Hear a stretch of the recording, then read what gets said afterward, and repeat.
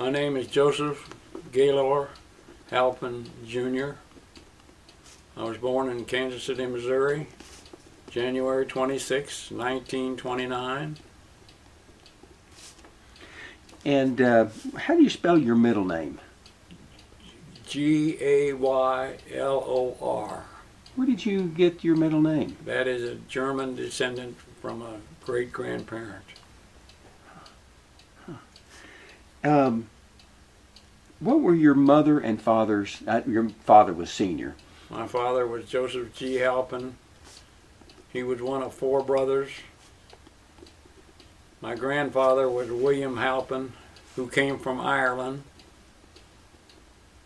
I've told this to my kids many times. My grandfather had 5 sons. 2 of them died. 2 of them married and only had girls. My father had 2 sisters and myself. I was the only living boy. And I had 5 girls. So after 3 generations, the Halpin name is gone. What part of Ireland was your grandfather from? I'm not really sure. Did you know him well? I did not know my grandfather. Yeah. The only grandparent I knew was my mother's father. His name was James Burke. My mother was born in Kansas City, Kansas, spent her entire lifetime in the area. My father was born in St. Louis, was in World War I, and moved to Kansas City about 1919, right after the war. Married my mother in 1920. What was your mother's full name? My mother's full name was Rosetta Catherine Burke. Did they ever tell you how they met? No, they never did. But my mother had 5 brothers and sisters, and I only knew 2 of the. Her name was Burke. I knew her 2 brothers, Uncle John and Uncle Tom, and had 2 sisters, Aunt Mary and Aunt Bessie. Would you say you were closer to your mother's side of the family than your father's? No, I knew the aunts because they lived in the area, but we went to St. Louis. Uncle Bill and Aunt Adelia were very close. In fact, they came to Kansas City on various occasions. What part of St. Louis were they from?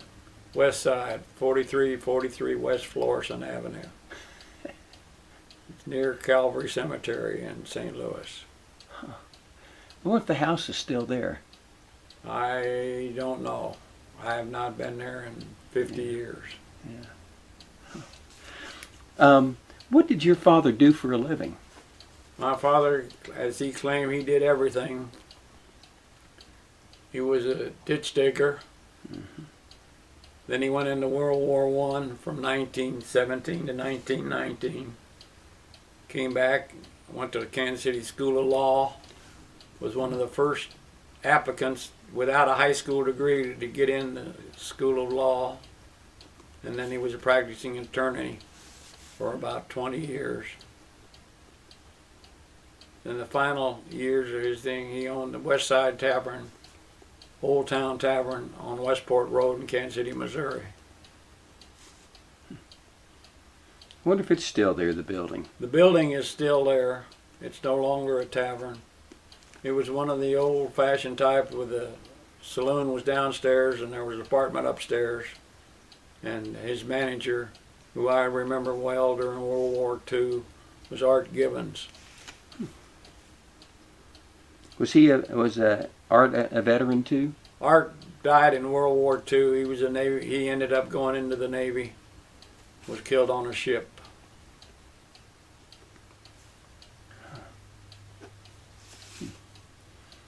Maybe in the Pacific? In the Pacific Ocean, yes. Shortly before VE Day. Was it an accident? No, it was a shell, incoming shell off of one of the battles in the Pacific. Sounds like Okinawa. Could have been. I just remember. Or off the coast of Japan. I just remember getting the telegram that he'd passed away. The ship was not sunk, but he was unfortunately one of the sailors that was hit. Do you know where he's buried? No, I don't know. You said that your father was a World War I veteran. World War I veteran. Did he go overseas? He was over in France, 1918, 1919. Did he ever tell you anything about it?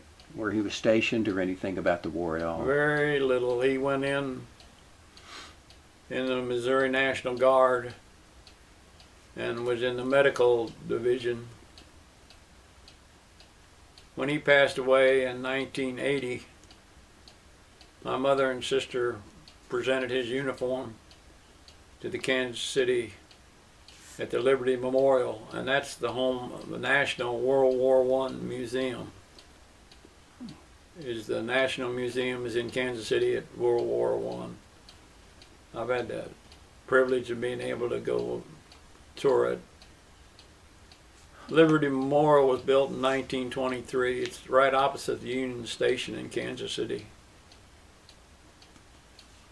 And it's the official World War I museum.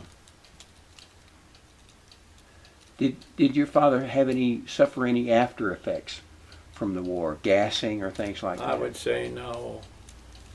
He died when he was 88 years old. His mind was as sharp as a tack. We had a two-story home with a basement, and he was up and down every day. And he walked to church every day up until shortly before he passed away. But he walked into the hospital on January the 2nd or 3rd, walked, because apparently what had happened was a lung went out. And my mother noticed it because he was not going up and down the steps like he normally did. In fact, he quit walking to church. They went to a doctor. Actually, my mother had an appointment, and she says, "Oh, I'm doing okay. Take a look at Dad here." And I guess all the doctor did was listen to his heart and said, "Joe, you're going to hospital." So anyway, my dad went home, packed a little bag, walked into the hospital, and 2 weeks later he was gone. They claim it was cancer that got him. Of course, he only smoked a pack of cigarettes every day for 75 years. But that was the custom at that time. He started young. He started, well, he was about 10 or 13 years old. I never smoked myself. I was one of the gang that at about age 12 or 13, there was a package of cigarettes called Wings. They were 19 cents, and they were among the first of the king-size cigarettes. Anyway, the neighborhood bunch, I grew up on Forest Avenue. We had 52 kids under 16 years of age. You remember the address on Forest? 5328 Forest. House still there? The house has been moved twice, and I believe it's gone now. I was born in 1929. In 1939, we moved from a 2-bedroom to a 4-bedroom house, about 2 blocks away. Oh, you remember that address? 5205 Lydia. And that house, unfortunately, is gone also. Both those houses are gone because of the expansion of Rockhurst College, which is now Rockhurst University.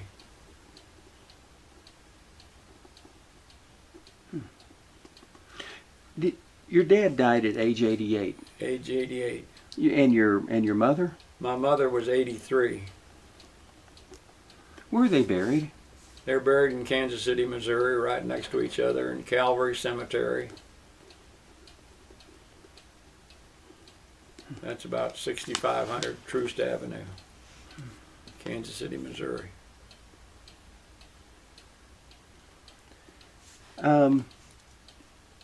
Did you know? I mean, you said that you knew maybe your grandparents from your mother's side. The only grandparent I knew was my grandfather, James J. Burke.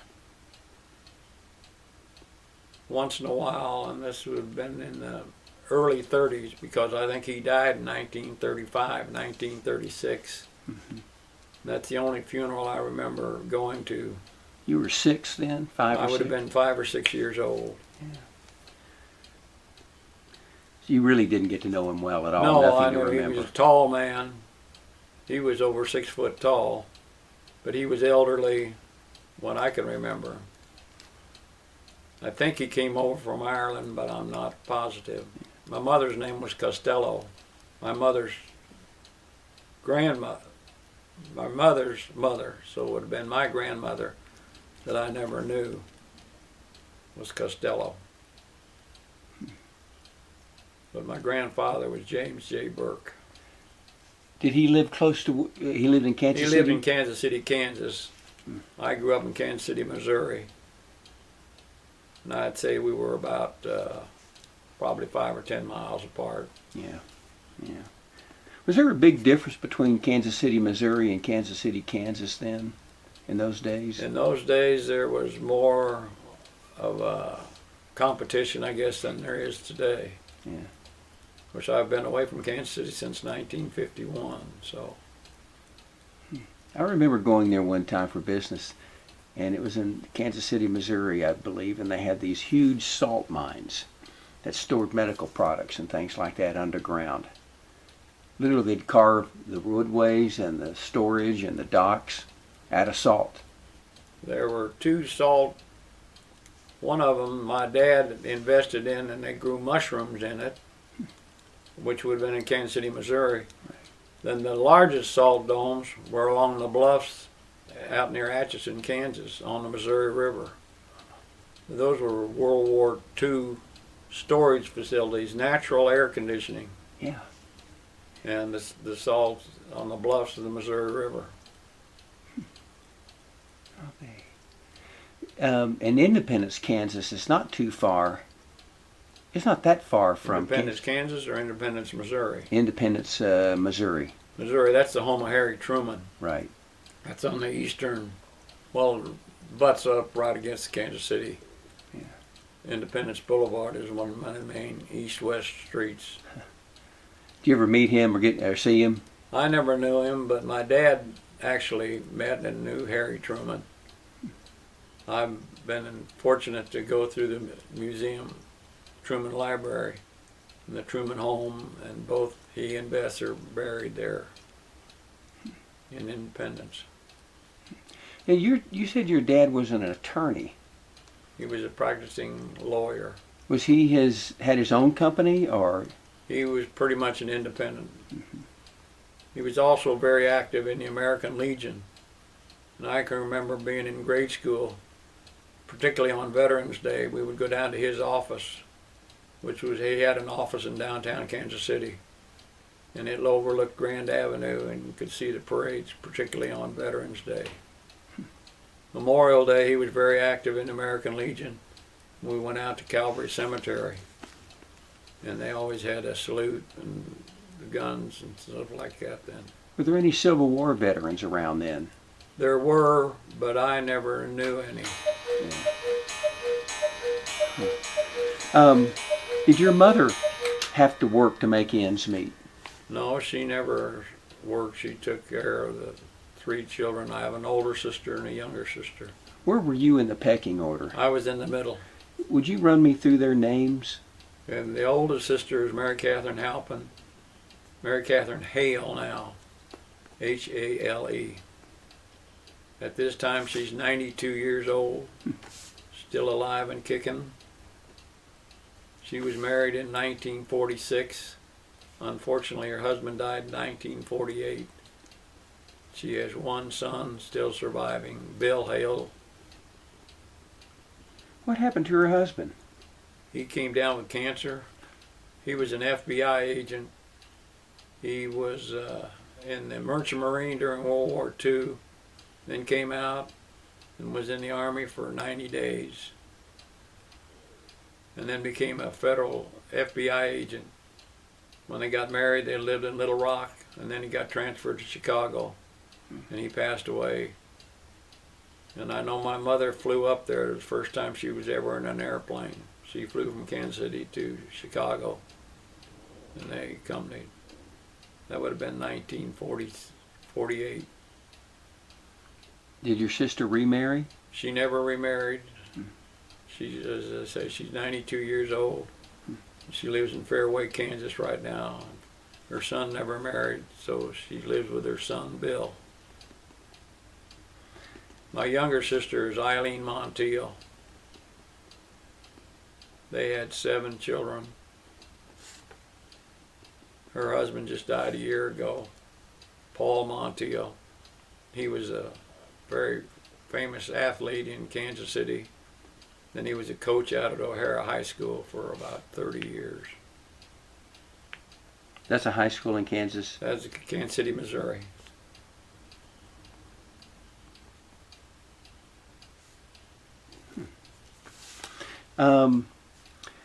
Would you walk me through your education from first grade all the way through high school? As I've told my kids and most of my neighbors, I was one of the very few people that walked to grade school, high school, and college. So I walked to St. Francis Xavier Grade School. That was at 5300 Harrison in Kansas City, Missouri. At that time we had a mandatory kindergarten, but we only went through the 7th grade. Our school was so popular at that time that after the 2nd grade they split. They had the boys in one room and girls in the other.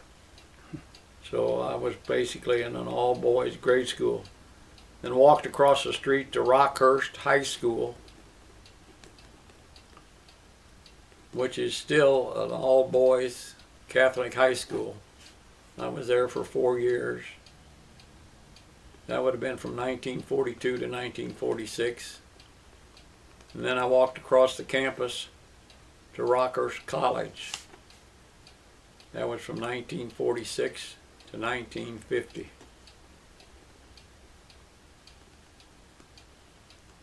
Rockhurst High School has since moved out to 9600 State Line. They've been out there about 30 years now.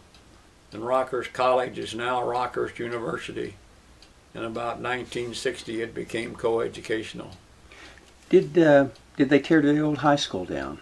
The old high school building is still physically there. It's still part of the college campus.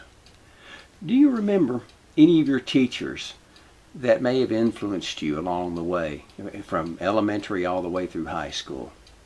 Well, in grade school, I had three nuns that I remember. Sister Mary Edna had in 1st grade and in 4th grade. They really drilled the math. In the 6th grade, I had Sister Mary St. Peter, who was a tall, very strong disciplinarian.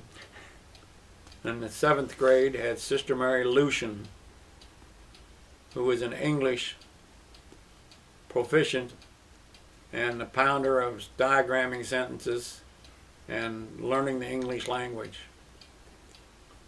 The sidelight, 8 years later, or about 10 years later, when I was in KU University getting a mechanical engineering degree, we had one course in English. And that teacher said I was one of the most well-equipped. And I told him that I had learned no more English after the 7th grade. So Sister Mary Lucian made a lasting impression. Little sidelight about that, she was as strict as they come. But she was a Kansas City girl, and her mother died. And I can remember going to the funeral of her mother. And Sister Mary Lucian, who was a strict disciplinarian, was actually weeping at the funeral of her mother. And I remember talking with my mom about that and said, well, all nuns are very human, which is a very true statement. You wouldn't think that when you get your knuckles wrapped, though. No, she was strong at doing that. You ever get your knuckles wrapped? No, I was very blessed. I saw a few of the guys get them, but they did use a ruler. It didn't take much back then to get disciplined compared to today. Today, I agree with that statement. But, now you just mentioned, I think that, did you say Kansas University? Kansas University, you're right. After I graduated from Rockhurst College in June of 1950, and I was looking for a job. 3 weeks later, the Korean War broke out. There I was, 22 years old, no military service. So number one on the draft. So with a college degree, I said, well, I'll go into officers training. A bunch of the fellas joined the Navy, and a number of them went into the Navy program down in Pensacola. There was an Olathe Naval Air Station. That's right. Was outside of Kansas City, so about 3 of us went out there, and I went through the dexterity program and all that, and the physical and all that. Then I was at that time 5'5" tall, and the Navy had a regulation that you had to be 5'6" to get into the flying program. Well, the doctor there at the Naval Air Station at Olathe said, well, I'll mark you down as 5'6", but as you go through as a cadet and before you would get your wings, you would be taking an exam every year. And you could get up the day before graduation, and if you had a hard-nosed doctor that said you were only 5'5", he'd wash you out right then and there. So down the street was the Air Force, and you only had to be 5'4" to join the Air Force. So that's what decided I would go into the Air Force. A number of my friends went into the Navy. A couple of them finished Navy school and went flying in World War, in the Korean War.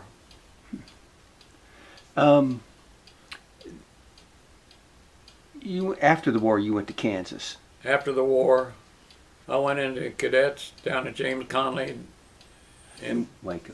Mm-hmm. And then from there, I went to Ellington Field down in Houston. Got wings and bar, April 10th of 1955. From there, went to Langley Air Force Base, Virginia. Was that at Ellington Field? No, I got wings and bar at Ellington Field, Texas, outside of Houston. Yep. That was April the 10th of 1955. Next, I went to crew training at Langley Air Force Base, Virginia. We flew on the B-26, the Douglas version. But also at Langley is where I met my wife. What's your wife's full name? My wife's full name is Rosina Baumgartner. Was she from that area? She's from Atchison, Kansas. She and her 3 girlfriends were just on a vacation trip to the East Coast.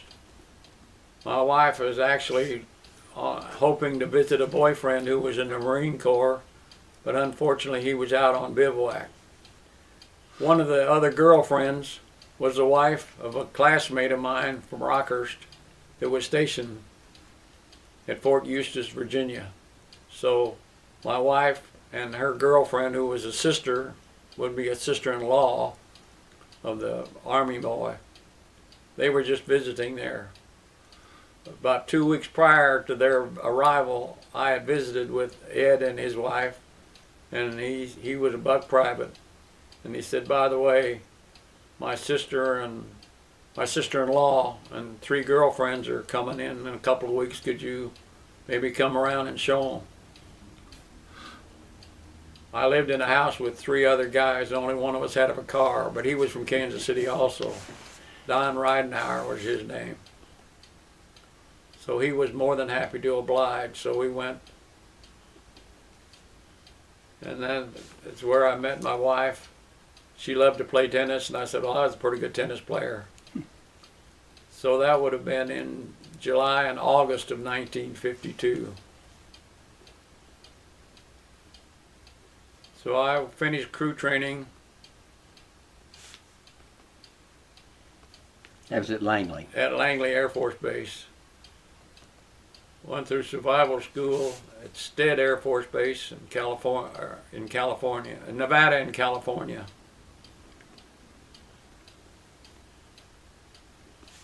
Came home from Stead, had a couple more dates. Atchison is 50 miles north of Kansas City. So that would have been about August of 52. Then I ferried a B-26 over to Japan.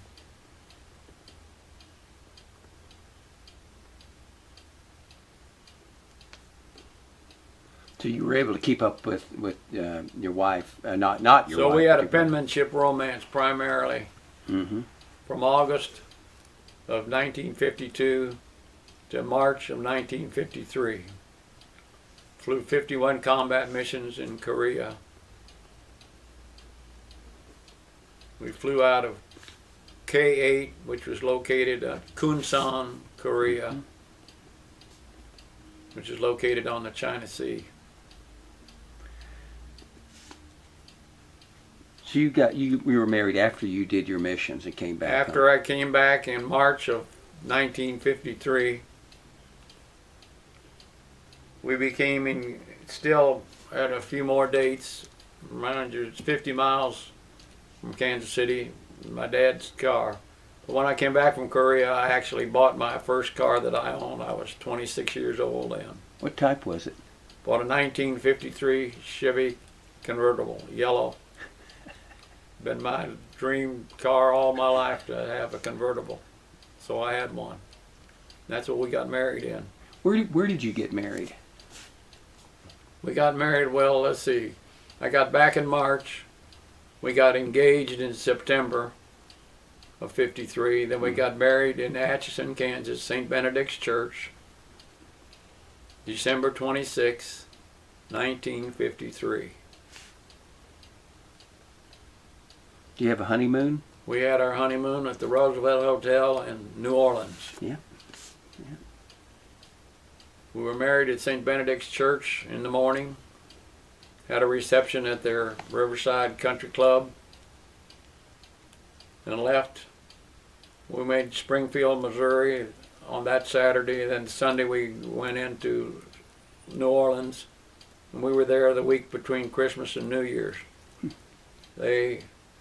When I made the reservations, they would let me have those 3 days, but they were sold out for the Sugar Bowl. Oh, yeah. Which was January the 1st. So we were there December 27th through the 29th, I guess. And we went back by St. Louis to visit relatives, back to Kansas City and Atchison to pack up, and then drove to Harlingen, Texas. So we arrived down there in early January of 1954. And that was your new base, is that right? That was the new base. I had been there since the previous April, so I was a first lieutenant then, an instructor, navigator. We lived at 706 East Van Buren.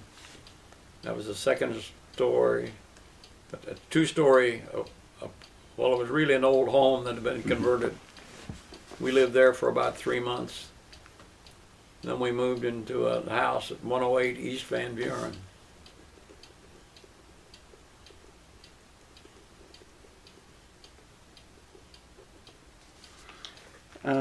You remember any of the did you remember any of the restaurants you ate in New Orleans? Any of the famous ones that might still be there? Oh, we ate at Angelone's. Yeah. Which is one of the most famous restaurants there. Yeah. We ate at the Roosevelt Hotel. We stayed at the Roosevelt Hotel. We had a very famous. Me and my shadow is the entertainer. I forget what his name was. But we've talked about that over the years.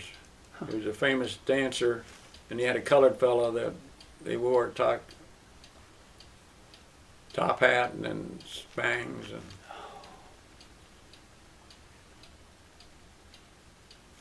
I have to look that up. Anyway, he was part of that would have been 1953. Now, I'm going to go back and pick up a few things about high school. Did you have any extracurricular activities in high school that, could be debate, in sports, which you had mentioned, things like that? Well, in high school, I was on a public speaking tour. In fact, that's what got me in. To this day, I think I should have maybe gone into public broadcasting rather than engineering. But anyway, I was in the debate. on the debate team, Mm-hmm. and on manager for the football and basketball team. Did you have a Catholic league then when you played? Yes, we had a Catholic league in Kansas City, Missouri. You said you played tennis too.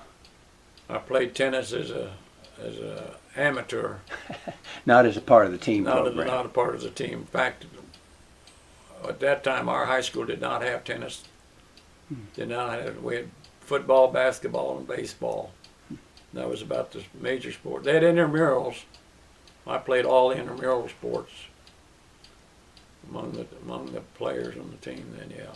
Who was your big competition back then? Well, De La Salle was our biggest competition. That's where my sister ended up marrying. Well, my brother-in-law, Paul Montiel, actually went to Rockers High School, but he ended up coaching at De La Salle High School for a number of years before he went to O'Hara High School. Did he play sports in college? Oh, he was very good. In fact, he played 2 years at Rockers. He played baseball and football. Mm-hmm. He was short, but he was still on the basketball team.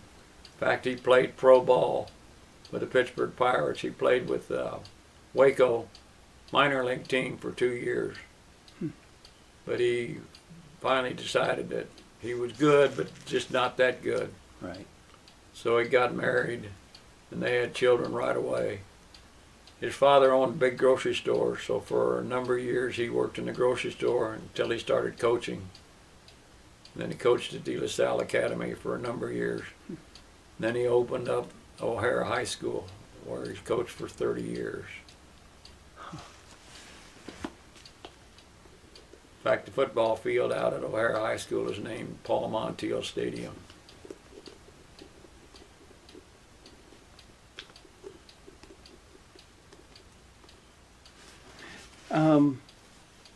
Did you have any girlfriends in high school? I never had any what you call one steady girlfriend, but I dated quite a few girls. That was mainly walking though, wasn't it? Or with a bike or something? Well, my senior year, the war was over, so we were able to use a car. But mostly walking, yes. Walked to the Southtown Theater, which is 57th and Troost. The Rock Hill Theater was at 46th and Troost. What was the difference between the two? Well, the one at 57th and Troost was more or less a standalone theater, where the one at 47th and Troost was more of a shopping center, shopping area. Right. They did not have malls as such, but stripped along the street. Public transportation, streetcar barn was at 48th and Troost, and so there was a lot of activity. The streetcar barn. Streetcar barn, where surplus streetcars. They had a big transfer station. It was one of the largest. They had as many as 50, 60 streetcars would be parked. We called it the barn. Was it kind of like nearly a roundhouse, a big area? Well, it was many, many tracks, and they had barns right where they would do maintenance. Yeah. But the biggest thing I can remember about it is the power generations, that you could hear the big generators going. And they were fuel fired and then turned the generator. Streetcar, the overhead trolleys. Mm-hmm. Any of them come close to your house? Well, we lived at 52nd and Lydia. There were streetcar tracks on Troost Avenue. And when we moved in, there was on Paseo, which was one block right behind our house on 52nd Lydia. There was the Marlboro line. Mm-hmm. It, while I lived there, was replaced by bus lines. And the streetcars, they had over 200 miles of streetcar tracks in Kansas City. Then it went down to 0. And I understand today they have a couple of miles they're trying to reincarnate, running down Main Street from downtown out to the Union Station. So it was relatively easy to get around Kansas City by the streetcars. Streetcar, right.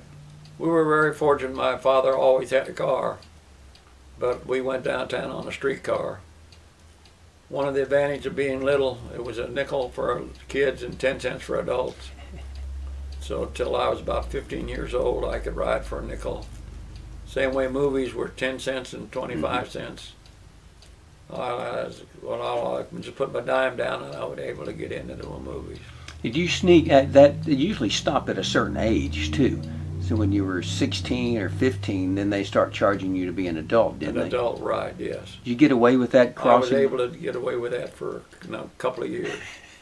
That was the only advantage of being short. Where did you learn to play tennis? How did you manage to pick that up? Well, that's a good question. We had tennis courts at Swope Park on 47th and Rock Hill Road in a loose park. And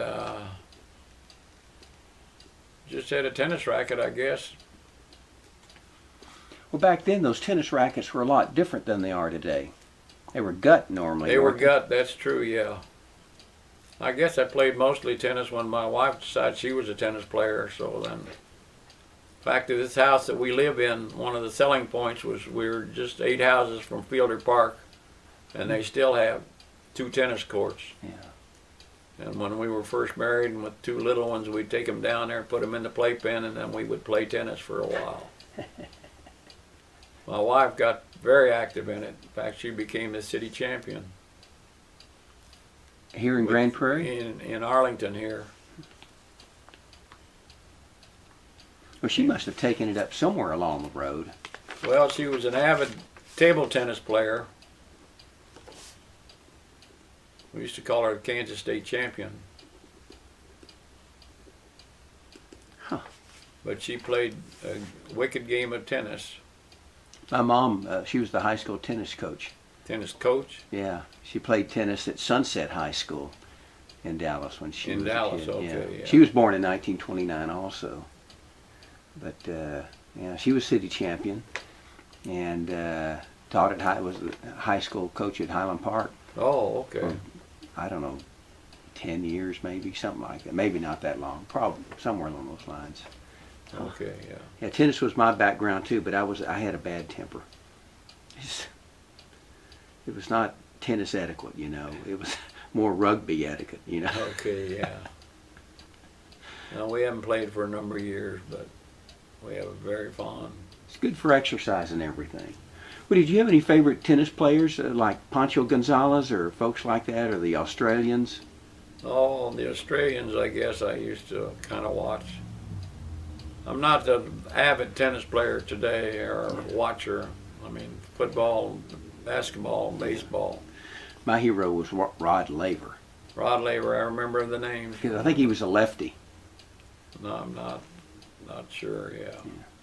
Huh. The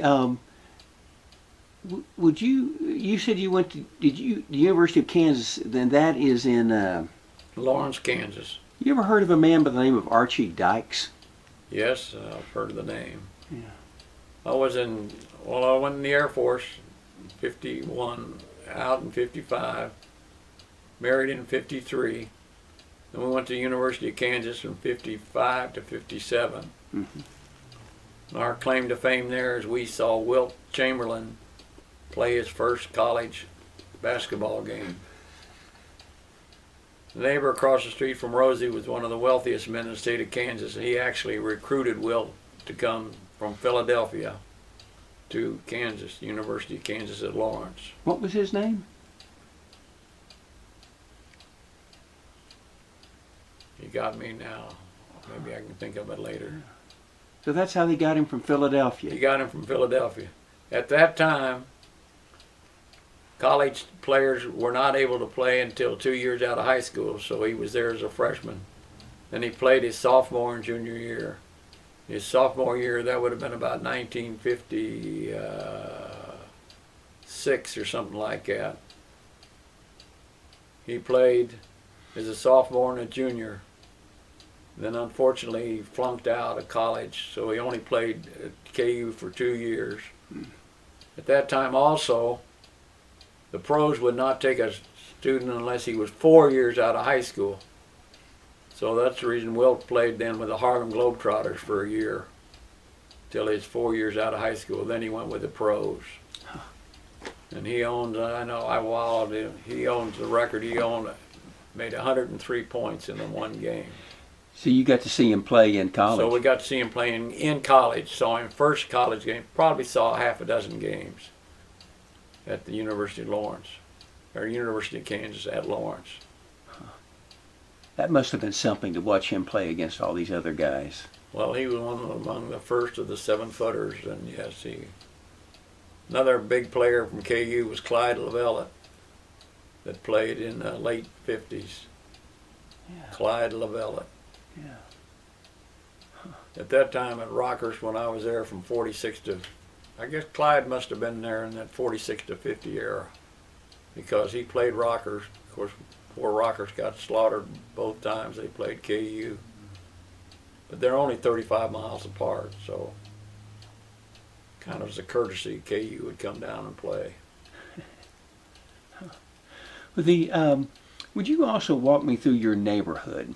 And you gave me one of the examples, grocery stores, but if you could walk me through the names of if you remember the names of the grocery stores, and you gave me the movie theaters, but the pharmacy, mercantile stores, things like that were around when you were there as a kid. Well, when I grew up on 5328 Forest, it was only 2 blocks from St. Francis Xavier Grade School. Mm-hmm. We had 54 children underneath the age of 14, the majority of whom all went to St. Francis Xavier Grade School. We lived in the middle of the block, and we had a street light right in front of our house.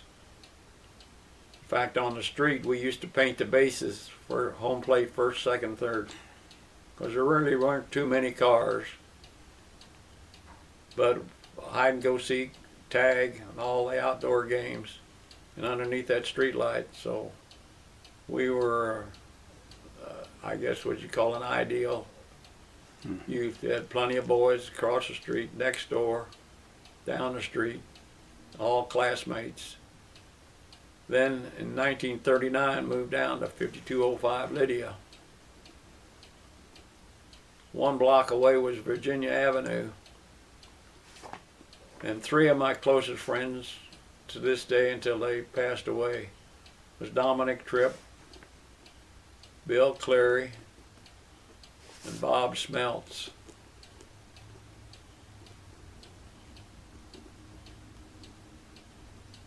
Bob is the only one still alive. He lives in Dallas. I was in his wedding and he was in my wedding. We still see them every other month or so. Was he also a veteran? Bob is a veteran. He was in the Army. He was in Korea. The same way this Dominic Tripp was over in Korea. Bill Cleary was in the Navy, but he went in right out of high school from 46 to 48. So he was a veteran when all the rest of us went in the Korean affair from 50 to 55. Dominic was in the Army, stationed over in Korea. I was at K-8 Kunsan, which is on the China Sea. Dominic was in the Army, and he was actually able to come up and stay at my base for 2 days. And I actually got him a ride in the B-26. And in about 5 minutes, they were down over his Army camp. They were on a test hop in the airplane. I got real acquainted with the test pilot. I had to go to a briefing or something, but he got to ride in the right seat. And so that was the thrill of his visit. Did Bob? He was a ground pounder, I guess. Bob Smeltz was a ground pounder. Yes, he came back from Korea, went through flight school, became a pilot then for Braniff Airways. He was a big selling point. He moved in 1956. At that time, all fledgling pilots had to go through flight engineer school. One of the things that surprised me to this day was it didn't matter what experience you had, they took you strictly by age, strictly by your birthday. So he flew. In fact, we visited with him in 1957 when I came to work for Chance Vaught. He was a big selling point on the Dallas area, and he'd been there all of a year. So you knew Paul Thayer. I knew who he was, and I shook hands with him a few times. How about Norris Rogers? Norris Rogers, oh, I knew him fairly well. Joe Angelone? I knew who he was. Galen Lambert? No. I think there were some others. I'll be... Well, I went to work at Vaught after getting out of KU in 1957. Went to work for Chance Vaught in 1957. Spent 33 years there. Did you work on the pancake? No, that was actually up in Connecticut. Pancake was built in 1944, 1945. Did you work on the restoration? The here? restoration is the Retirees Club. I belong to the Retirees Club, but I did not work on the pancake. I've been to a couple of meetings there. Retirees clubs still meet? The Retirees Club still meets on Tuesdays and Thursdays.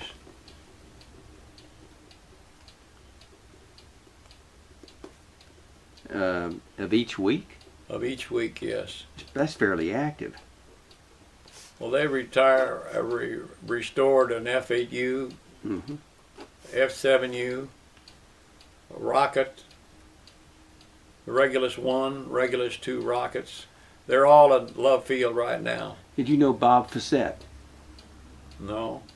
He was a test pilot with the Regulus one on the original group that Bob who? tested. Facette, F-I-S-E-T-T-E. No, that name. The only test pilot I was really knew real well was Johnny Omvik. Johnny was unfortunately passed away when the crash of the XC-142 right near the lake. The XC-142 was the vertical tilt 4-engine airplane. I did a lot of testing on it. You mean the lake over near DFW National Dallas. Cemetery? Dallas Naval Air Station. Yeah. The lake right there, Eagle Mountain Lake. Yeah. Tail rotor came off and the plane crashed. That would have been, trying to think, about 70 or somewhere in that area. You know, I used to fish out there with my dad, and I keep thinking, looking back, I saw a plane come up out of the water one time when we were fishing. It looked like it came straight out of the water and went straight up. It could have been a missile or something, but it was. I still think I saw that. You ever hear of anything like that? Well, I know some of the pilots used to get full speed and keep it on the ground. They had enough airspeed, keep it low. Normally, when you would lift off, you would take a gradual descent, but they would purposely keep it low and then almost do a vertical climb. That could be it. Flat heading, I think they normally call that. Yeah. Where the propellers, if you're on a propeller, it churns the water. It churns the water if you're right on the deck. Yeah. Yes, I can remember that. You still go to these meetings with Chance Vaught? The breakfast?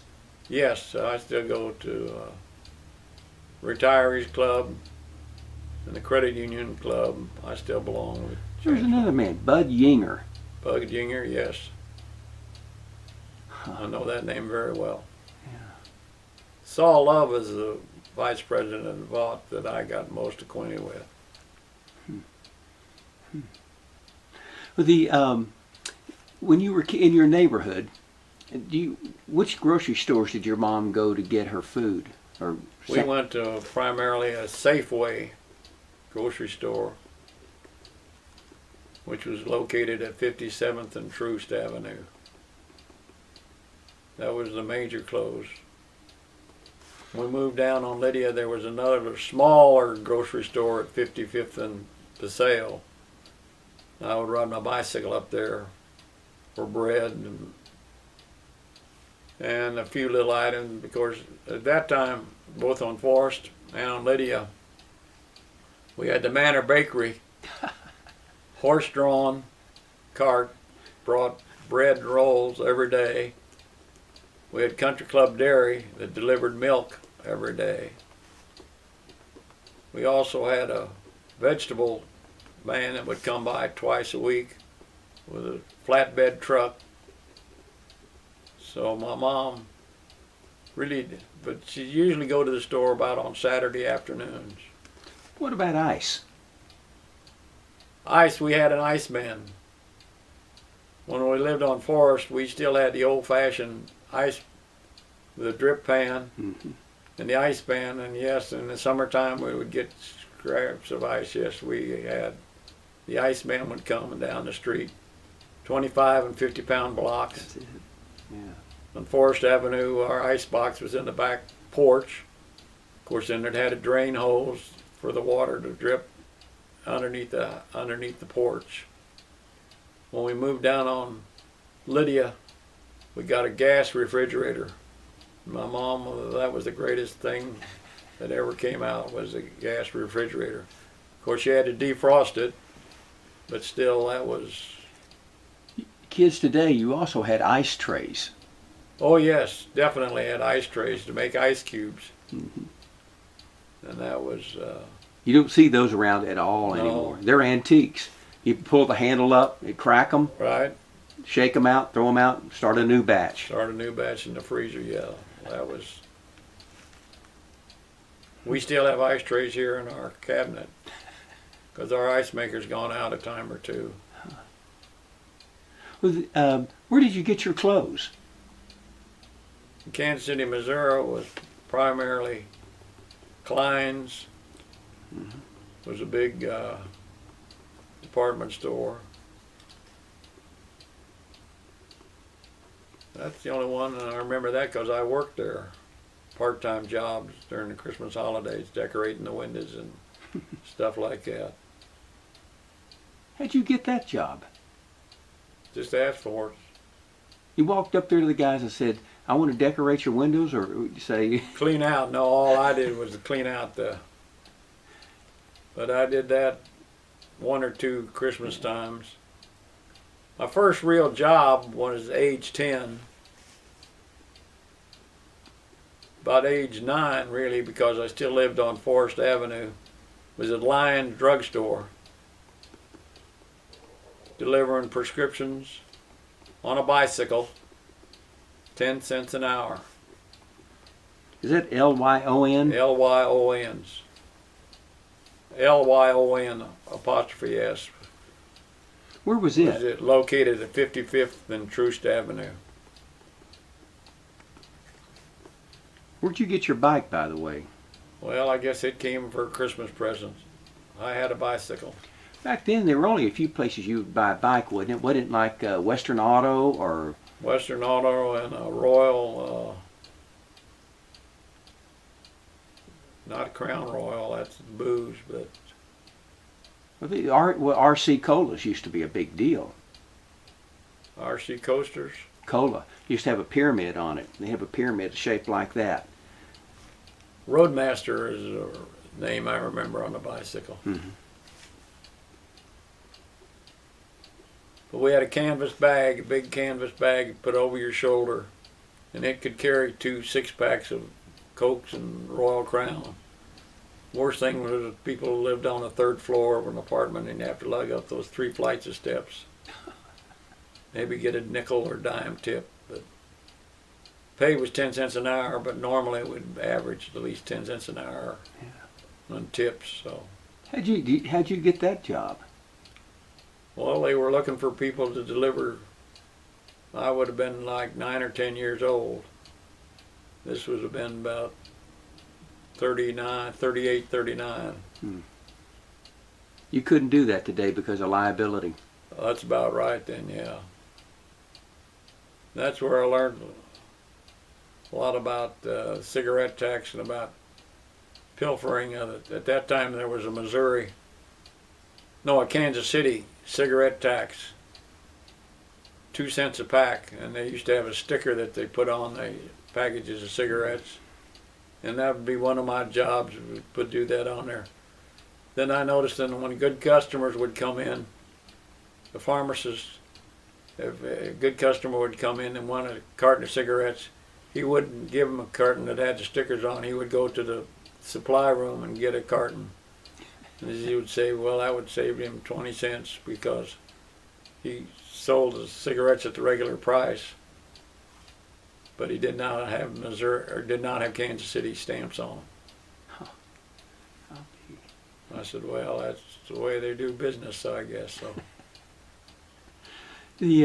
Were there any other pharmacies in your? Well, right across the street was a Silver Forb. Which one? Silver Forb, Silverforb. They were in competition. They both had counters. And I spent a little time later on behind as a soda jerk, dishing up ice cream. And that was the hard part, hand-packed ice cream.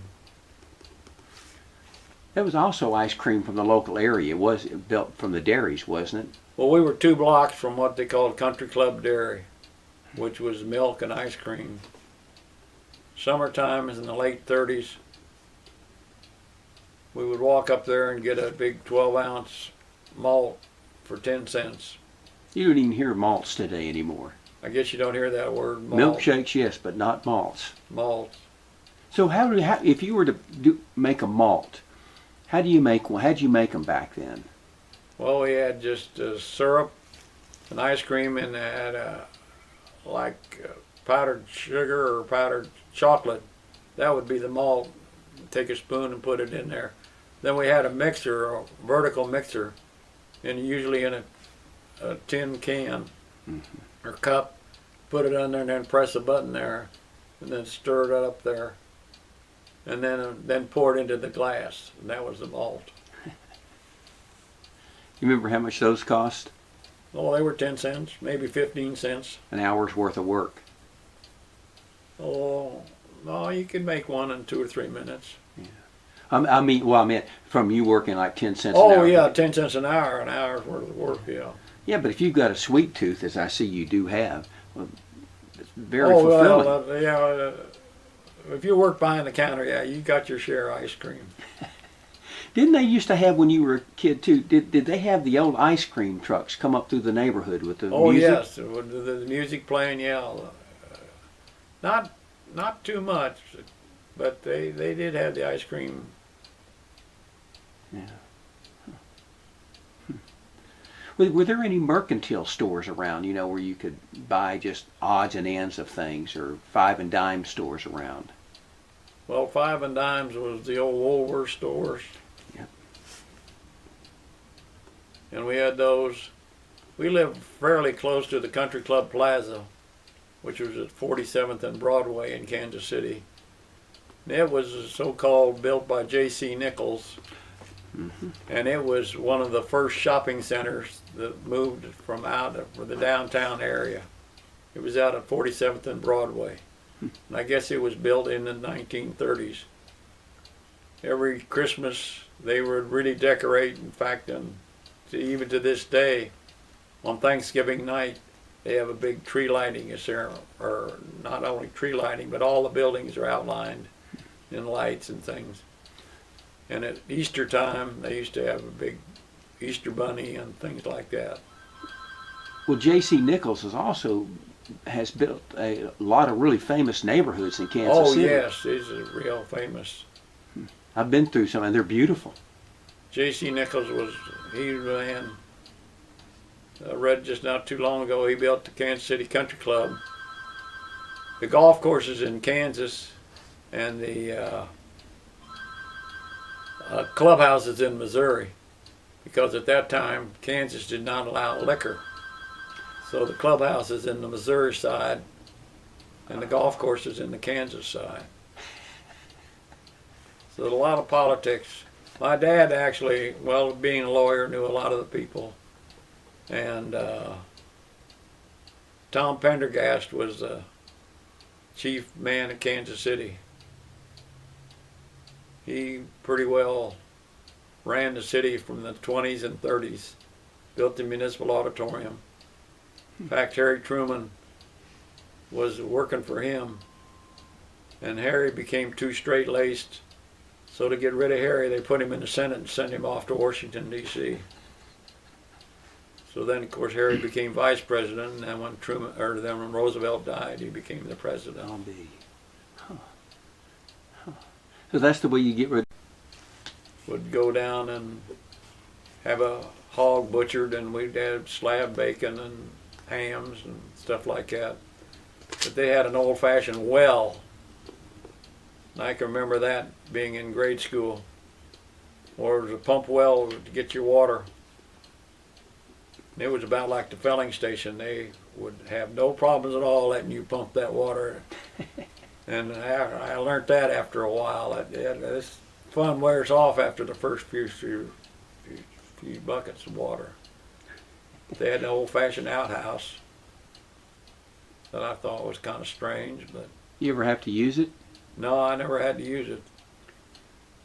But Did you ever learn how to milk a cow out on that farm? no, they had cows and chickens. They had a couple of horses. Back my older sister, to this day, still can remember she was on a horse. It was a very makeshift saddle, and anyway, she fell off and got drugged by the horse, probably 100 feet or something like that. So my dad, we got her and rushed her home. Fortunately, no broken bones, but I can remember that screaming as the horse came in. They had the farm and the house, but then they had a dirt road, and she was riding up, and I don't know what happened, but she was drugged. This is my older sister. Again, I would have been about 5, 6, 7 years old. Traumatic enough to remember. Dragging that. You're lucky then. Just the fall alone could kill you. Yes, oh yes. Plus getting stepped on. This is my sister now, not me. Yeah. Yes, oh yeah. She's a lucky girl, and yeah. I still find it kind of funny. Did your dad have to drag you out from under the bed when the man would come by to lance your ears? Literally. By your feet? Literally, yeah. Because I had had it done enough times before to know it was one painful jab. But it was for the good, because, boy, their ears hurt. Like I said, to this day, I look back at that blessing, sainthood, that I remember that well. Father Valentine J. Roach. He blessed your ears. Well, he had oil. He had some oil that I don't know where he got it or what. And to that day, after that, I never had another earache. And it's hard to, I mean, you took the altitude. Altitude chamber test, yeah. And nothing happened. That was at Scott Field. Scott Field, no, I've never.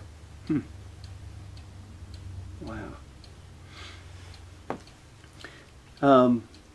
Now, did you have any other odd jobs to bring in money for yourself?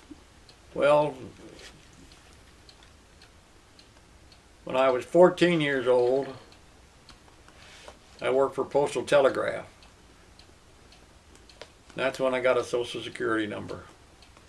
Had to get it at age 14. Had to have a Social Security number to work for Postal Telegraph. I delivered primarily telegraphs in the BMA 1 office building, which was located across from the Union Station. So that's when I got acquainted with the Union Station and Liberty Memorial in Kansas City, Missouri. I did that for, I guess, a summer and a year. Did some of those telegraphs, were they from? They were primarily business in the office building.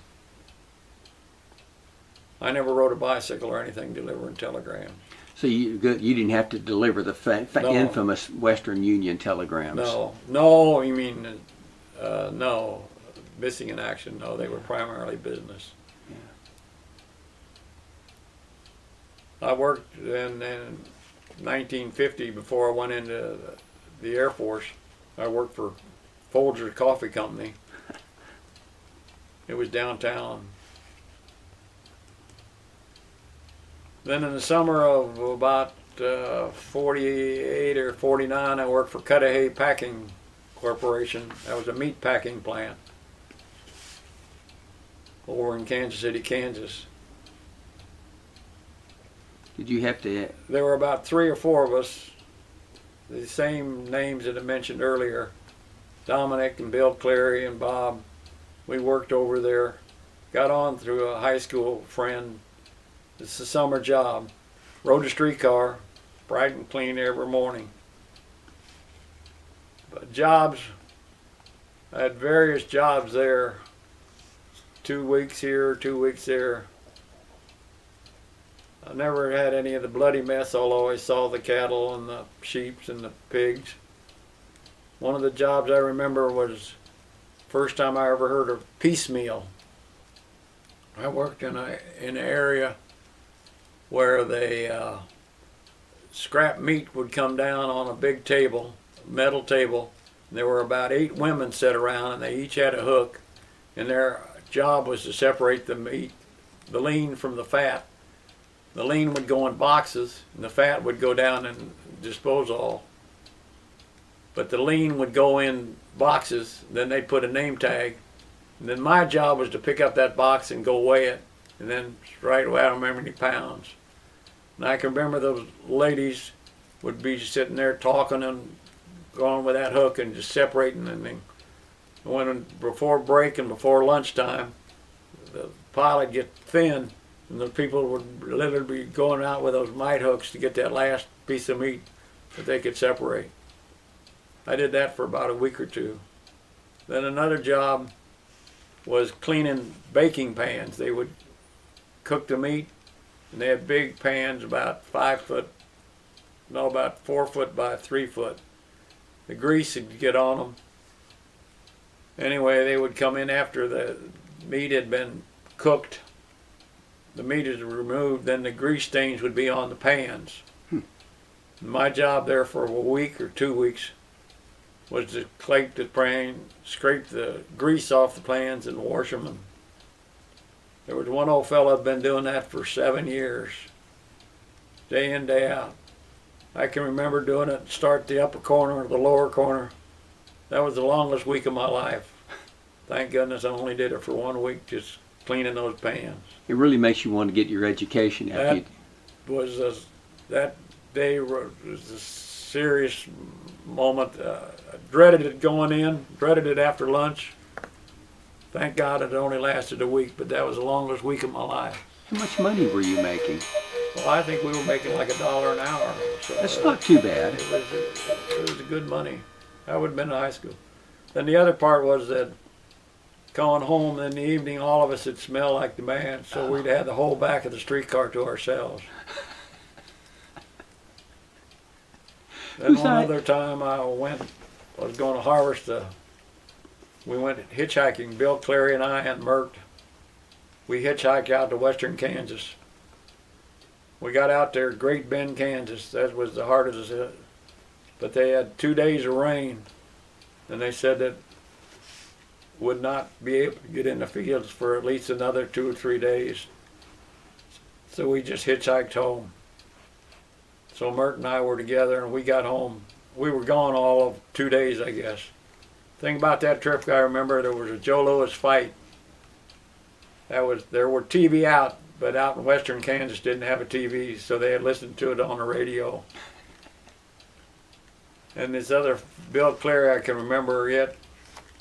He hitchhiked separately, and he came home, and he met a fellow from Topeka, Kansas, and he really took a liking to him. And so he had him stay at his house and wine and dine him and stuff like that. So anyway, Mert and I got back to Kansas City, and then his mother saw the two of us, and Bill didn't come. And when he didn't get home that next day, boy, she was really getting worried. And I said, well, we separated, and Mert and I, 3 was too many to hitchhike together. 2 could do, maybe one was the best. So Mert and I, we came in, we got right in. And Bill was about 2 days later. In fact, the guy from Topeka, which is 80 miles away, drove him in. He just was a real good friend and just took up with him.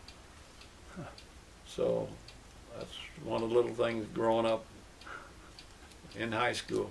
You got to be adventurous. Adventures, yeah. So that was as close to coming. That was big money at harvesting, but I never got on a combine, never. Do you have any other odd jobs to make money? Paper route or anything like that? No, I was going to work on at that time Kansas City had two papers a day, the Kansas City Times in the morning and Kansas City Star in the evening. Mm-hmm. And I was going to get a job there, but I never did. I worked for the Kansas City Public Parks Department. I worked there one summer. That was picking up trash and limbs and stuff like that. Then another summer I worked for J.C. Nichols Company. I was weeding flower beds and trimming trees and stuff like that. I must have maybe even been in college then. No, college, I was delivering groceries. Have I told you that story? No.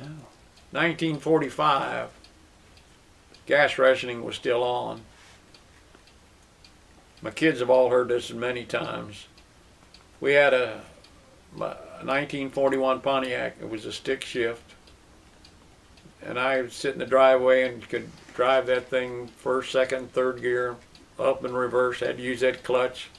I had more cockpit time. Anyway, in 1945, a neighbor kid got a job for a private grocery store that delivered groceries. Mulebach Grocery. And this was 1945. The war was still going on. Gas rationing. Anyway, a driver had quit, so I got a job at $25 a week. And it was a private family-owned grocery store. It was George Mulebach and Sons. Well, anyway, one of the sons was Roy Mulebach at 55th and Brookside. Anyway, I got a job as delivering groceries. And to this day, and this is an honest fact, I had never driven a car by myself. In 1944, 1945, I was only 16 years old. Got a driver's license, but I drove my mom and dad to church and to the grocery store and around Kansas City. I could drive.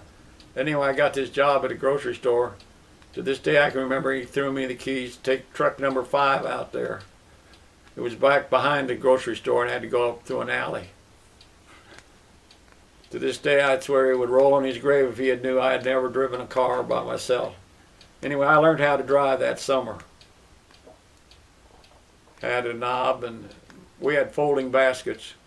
Of course, he was the high-class part of Hellsberg Jewelry. I used to deliver to B.C. Hellsberg's home.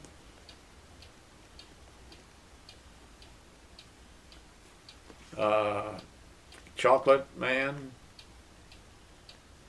get his name now, delivered their home.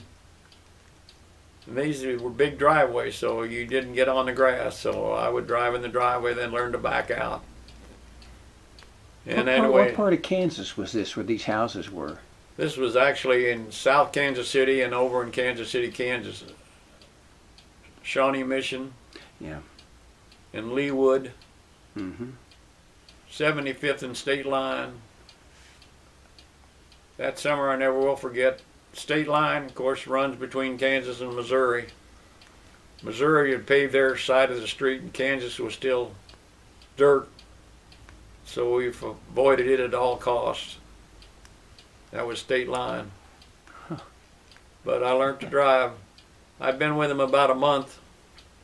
Thought I was doing pretty good. Then I went down to the warehouse and picked up about 30 cases of canned goods, packed it on the truck. Then I got ready to drive it back. And I could barely get out of the parking stall for picking up the groceries. Then I went up the hill and I was in first gear almost all the way back to the grocery store. I went to the manager at the grocery store and I said, I think there's something wrong with the truck. I could barely move. And he says, what's wrong? Well, by that time, we had unloaded all the groceries and we had to move from one store to the other. It was only about 100 feet. But that 100 feet, the truck ran normal. So turned out it was just the first time I had driven with a full load of weight. Because delivering groceries at a few blocks is maybe weighed 60, 70 pounds total. But there I had probably 400 or 500 pounds And it made all the difference in the world. Of course, But these were it did. 39 trucks that had 200,000 miles on them. Well, you sometimes had to watch out that stuff would walk off the back. Oh yeah. Well, we had a gate. I mean, a tailgate. It wasn't piled over that high, but it was full. Yeah. But that's another story I remember I've told to the kids. Anyway, I learned how to drive. Didn't you find that driving helped you actually learn how to fly an airplane? I've heard people tell me they drove tractors and it really helped with both their hands and feet. They were always in motion, Oh yeah. flying a plane. Yeah. Now in the service, I ended up as a bombardier navigator. Mm-hmm. I did get a solo when I was in Harlingen. That was my pride and joy. That would have been about 1955. Yeah. Did you grow up with a radio? Radio was our main communications. Yes. Philco.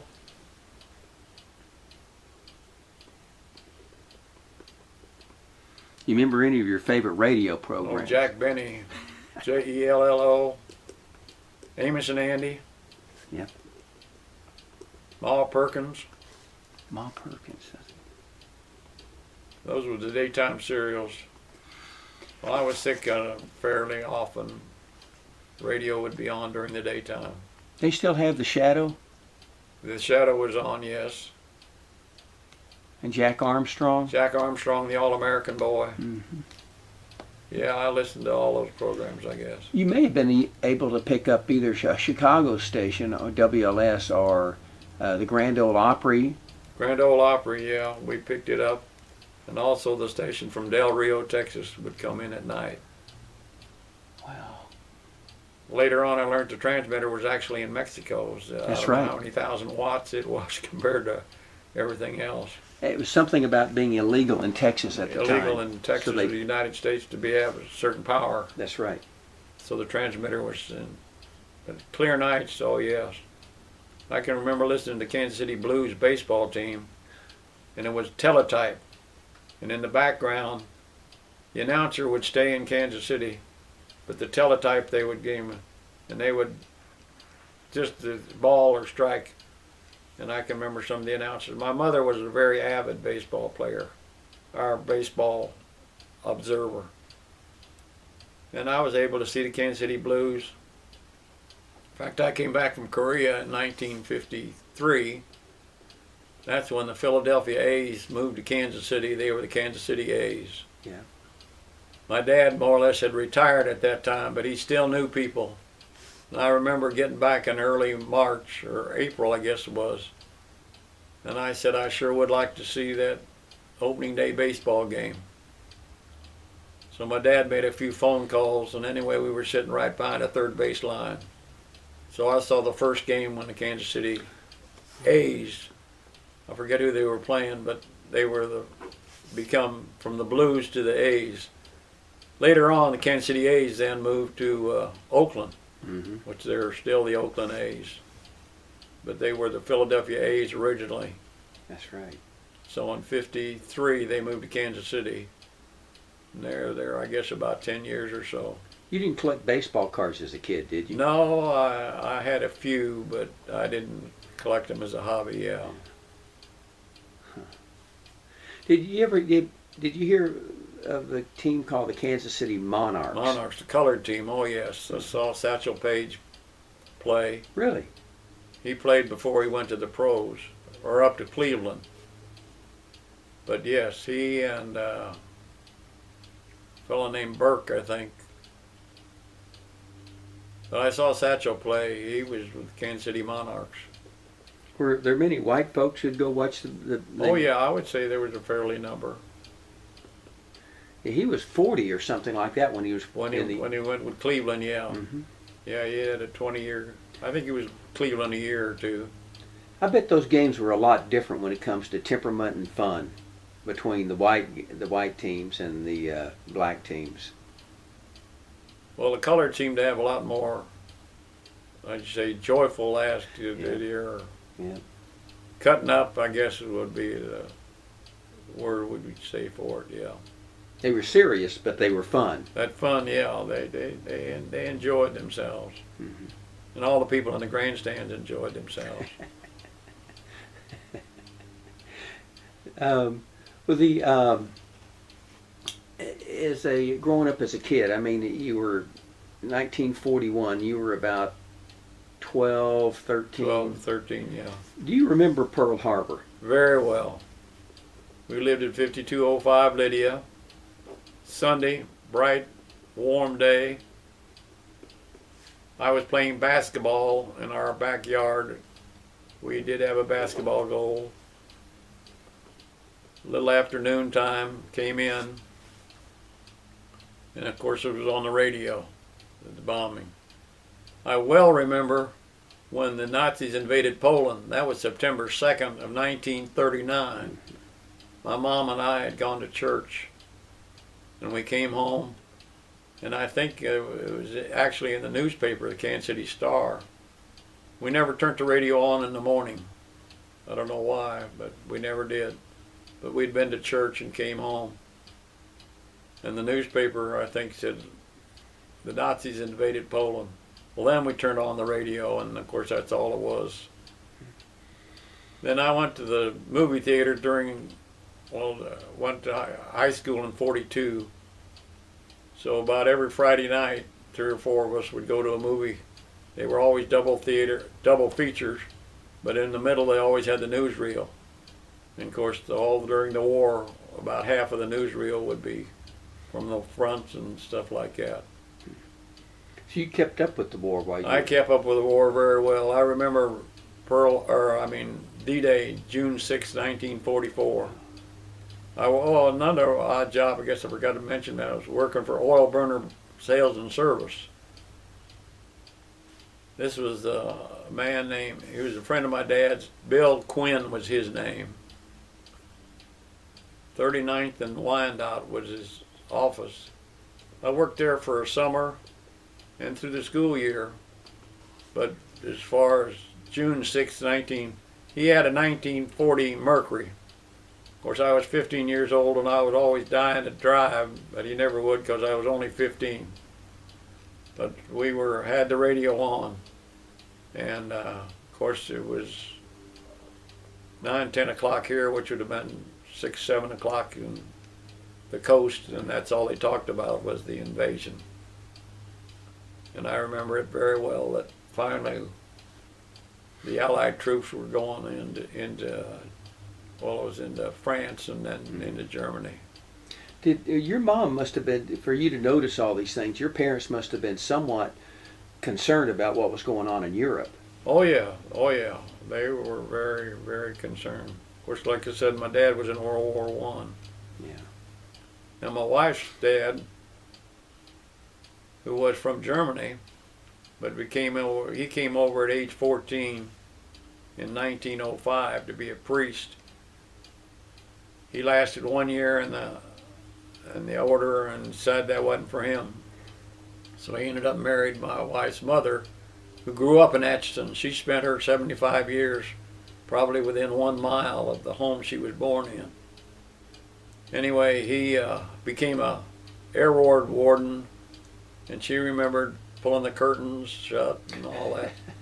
Now, I don't remember ever doing that. Kansas City, we had all the drills and stuff like that, but I guess Kansas City was the safest part from any coastal rockets or airplanes. But I remember the air raid wardens, and of course I remember my folks saving grease and rubber tires, collecting cans and rubber. With those air raid wards, initially, did you have like a blackout? So we had blackout information, yeah, and they really were trying to sell black curtains and stuff like that. But I don't think my folks ever. What about bomb shelters? Did they have any of those? They didn't. I don't recall any. They had tornado shelters and stuff like that, but yeah. I don't remember. Kansas City, the only real war involved the General Motors plant at that time built the B-25 Mitchell bomber. Mm-hmm. I can remember, they put out at least one a day. They would fly over the city. It was built as a General Motors plant in about 1940, but it was built primarily, just like the General Motors plant in Arlington. was built to be able to convert to build aircraft Right. in case of emergency. And they built B-25s there through about 1946, I guess. Then they became a BOP, Buick Oldsmobile and Pontiac, Yeah. which is the same as they had here in Arlington. It opened as a BOP plant.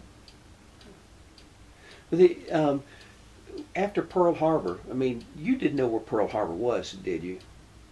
Oh, he knew pretty quick where Hawaiian Islands were. Oh yeah, the carrier aspect of it and stuff like that then. But did your, I mean, not that your parents, but your dad had been through World War One. That went on for a long time. He must have been concerned. Here we go in another war. This is going to last just as long. You're going to be in it. Well, I think he was, but he never let on. At that time, he had his eyes were beginning to fail him, and he dropped out of the legal business, and he went into this Old Town Tavern. I wonder how you got that business. Well, he started it as just as an owner of the building, and then the owner of the restaurant, and then in the war, the first couple of guys he had got drafted, and so then he went himself to start working, and he worked during the daytime there. When I was 20, which would have been about 1930. No, not 20. Well, let's see, during the latter part of the war, it was 1944, 1945. I was 15, 16 years old. I would go over there, and at that time, Missouri had liquor laws that they did not open on Sunday. So I would go over and clean out. He was an old advocate of, he did not like refrigerators. Cool bottled beer was in big vats with ice and would have to drain them out. Same way tap beer had coils that you had what do you call it, a 5-gallon drum, Right.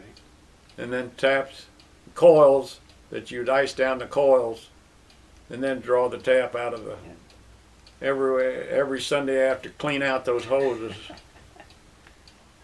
And I thought really that someday I might take it, that was the Korean War, so yes, I guess I was doing that during college years, so that would have been 16, 17, 18. Yeah. Do that on Sundays. All the way through college, I still worked at the same grocery store on Saturdays. So Saturdays was at the grocery store and Sundays was cleaning my dad's tavern. That's a lot of work. So that was Saturday and Sundays then, yeah. You really didn't have time to date. Not a whole lot of dates, no, I was not a lover. But we only went to the movie usually every Friday night. Were there any big dance halls there in that part of Kansas? Gas halls? The dance halls? Oh yes, the Playmore was what they called. The Playmore? The Playmore, 32nd and Main Street. And it was a big dance hall, all the big bands would come in. But they also had a ice skating rink and a swimming pool in the summertime. Yeah. And they had an indoor and outdoor pool. And I would go there. It's a 32nd and Main Street. Huh. Tommy Dorsey and Harry James and some of those. Artie Shaw? Artie Shaw, they would come and play at the Playmore, 32nd and Main Street. I'll be. I think it's long gone, but Did you learn to jitterbug? I was never much of a dancer. One of my closest buddies was a man named Willie Hadel. That he was a dance. I went to the school prom and stuff like that. Slow dancing was about my forte. Yeah. Well, who were some of your? You mentioned your really 3 good friends. Did you you have any other good friends that you grew up with? Well, there's Willie Hadel. He was our jitterbug king. That's very popular with the gals. Oh, very popular. His girl he went through all the way through high school with. Turned out a small world. She married, actually, Willie and went to KU. And she was in college. and she met Willie's roommate or fraternity brother, ended up marrying. And when I was in the reserves from 1984 to from 1976 to 1984, I would go out and visit his girlfriend, who was that time was married to a fellow named Bill Brinkman, and met their family. And Patty Straub was her name. But Willie Hadel. Well, and then the other friends was Jerry Nicolai. Very close friends. He was Willie and Jerry Nicolai and Bob Smeltz. They were a year behind me through grade school and high school. Jerry went to the Navy, moved to California. I stayed in the reserves in the Air Force from 1955 to 1984. But the first 8 years, I flew with the reserve squadron out of Naval Air Station. 2 weeks active duty, I would fly either the East Coast or the West Coast. And when I'd fly to the West Coast, I'd go into San Francisco. And this Jerry Nicolai lived real close to the airport out there. So I spent a few nights with him. Then later on, he moved to Dayton, Ohio. Then the reserve flying portion quit, and then I joined a reserve outfit that was actually out of Wright-Patterson at Dayton, Ohio. And they moved to Dayton. So that would have been 1976, I guess. I drove from here to Dayton, Ohio. And then for the next 4 years would see him every year. Then his wife passed away. Then this Bob Smeltz, who I've mentioned before, was pilot for Brana.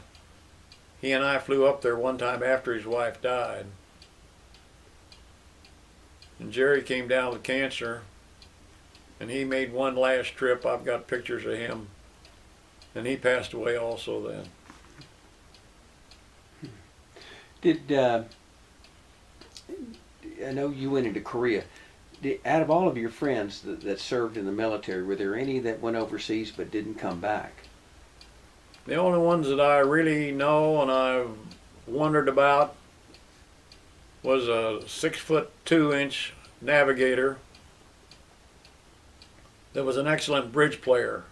So he and I played bridge on Guam and in Korea together. This one particular mission, they call them bagpies, weather was fogged in or clouded in, and so we were radar controlled, and there were just 2 airplanes. So my friend, I've forgotten his name, but the pilot's name was Captain LaBailey. He was the squadron commander. He was a major. He was the pilot. My friend was a navigator bombardier. And they call them tadpoles. In other words, we flew above the clouds, and we were ground controlled to release. In other words, we would verify that we were talking to a U.S. Air Force crews on the ground, tell us when to release our bombs for our target. This particular night it was, of course, a solid undercast, and this plane was 10 minutes in front of us. And we heard them on target, then we heard them leaving the war zone. Then we went in and made our target. We never heard anything more, which was not unusual. Then we came back and landed. And when we landed, all the base commander was out there, and the squadron commander, and everything was out there. And the lights on the cars were flashing, and they came and met us at the minute we stopped. They wanted to know if we'd seen anything or heard anything, and we didn't know what they were talking about. They said, well, the plane, it was 10 minutes in front of us. They heard them check outbound and never heard another word from them. And to this day, I guess they don't know whether they crashed into the China Sea or into a mountain or shot down, or because the next day I went on a search and rescue, and I was in the nose of the B-26, the lowest level over there carrying the chickens. But anyway, it was a ground search, and that must have been about 2 months before I came back, I guess. And they never heard. And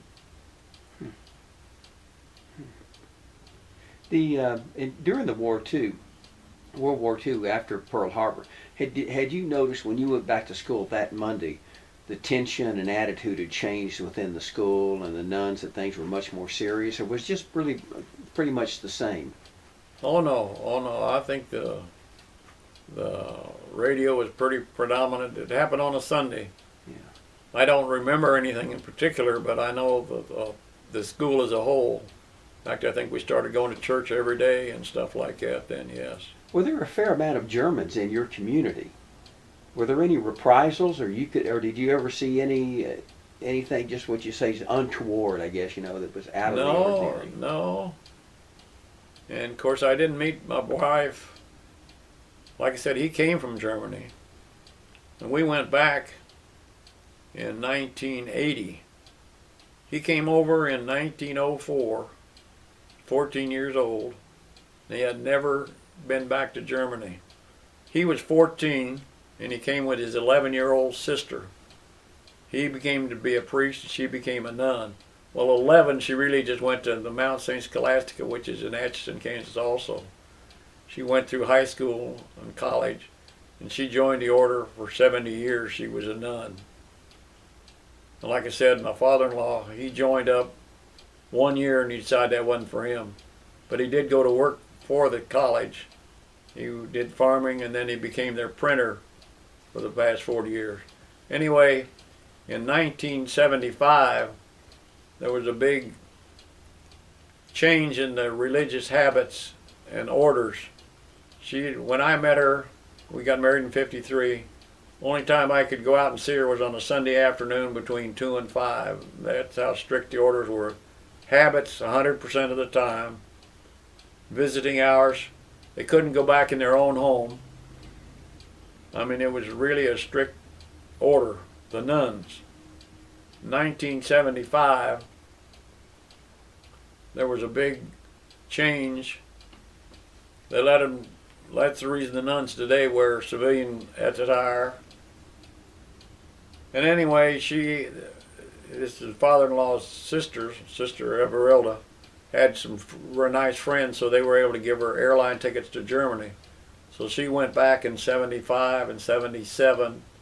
And then relatives from Germany, see, they still had, this was my father-in-law's younger sister. They still had younger brothers and sisters still alive in Germany, outside of Munich. Anyway, they came over here in 78 and 79 and visited. In fact, they would spend a month in Atchison, Kansas. They actually came down here. And I remember there was a husband, a wife, and a son. The first thing they got down here, they wanted to go to see South Fork because the show Dallas was popular in Germany. So that's that was the first time I went to see South Fork. Then in 1980, my father passed away, and my father-in-law had gotten his passport, and he said if we would take him, he would go back to Germany. So in 1980, my wife and I, we flew back to Germany. We flew on Lufthansa. That time Lufthansa flew here. Well, they still fly here, but they flew from here to Atlanta, and from Atlanta to Frankfurt. Well, from here to Atlanta, the plane was about half empty or 2/3 empty. The airplane. But it was a German crew, and of course my father-in-law still spoke fluent German.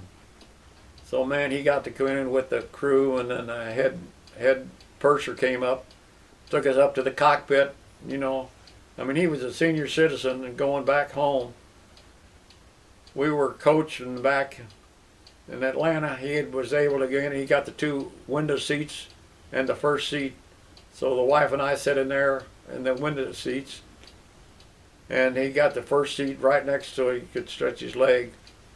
So we were treated royally on the flight over to Germany.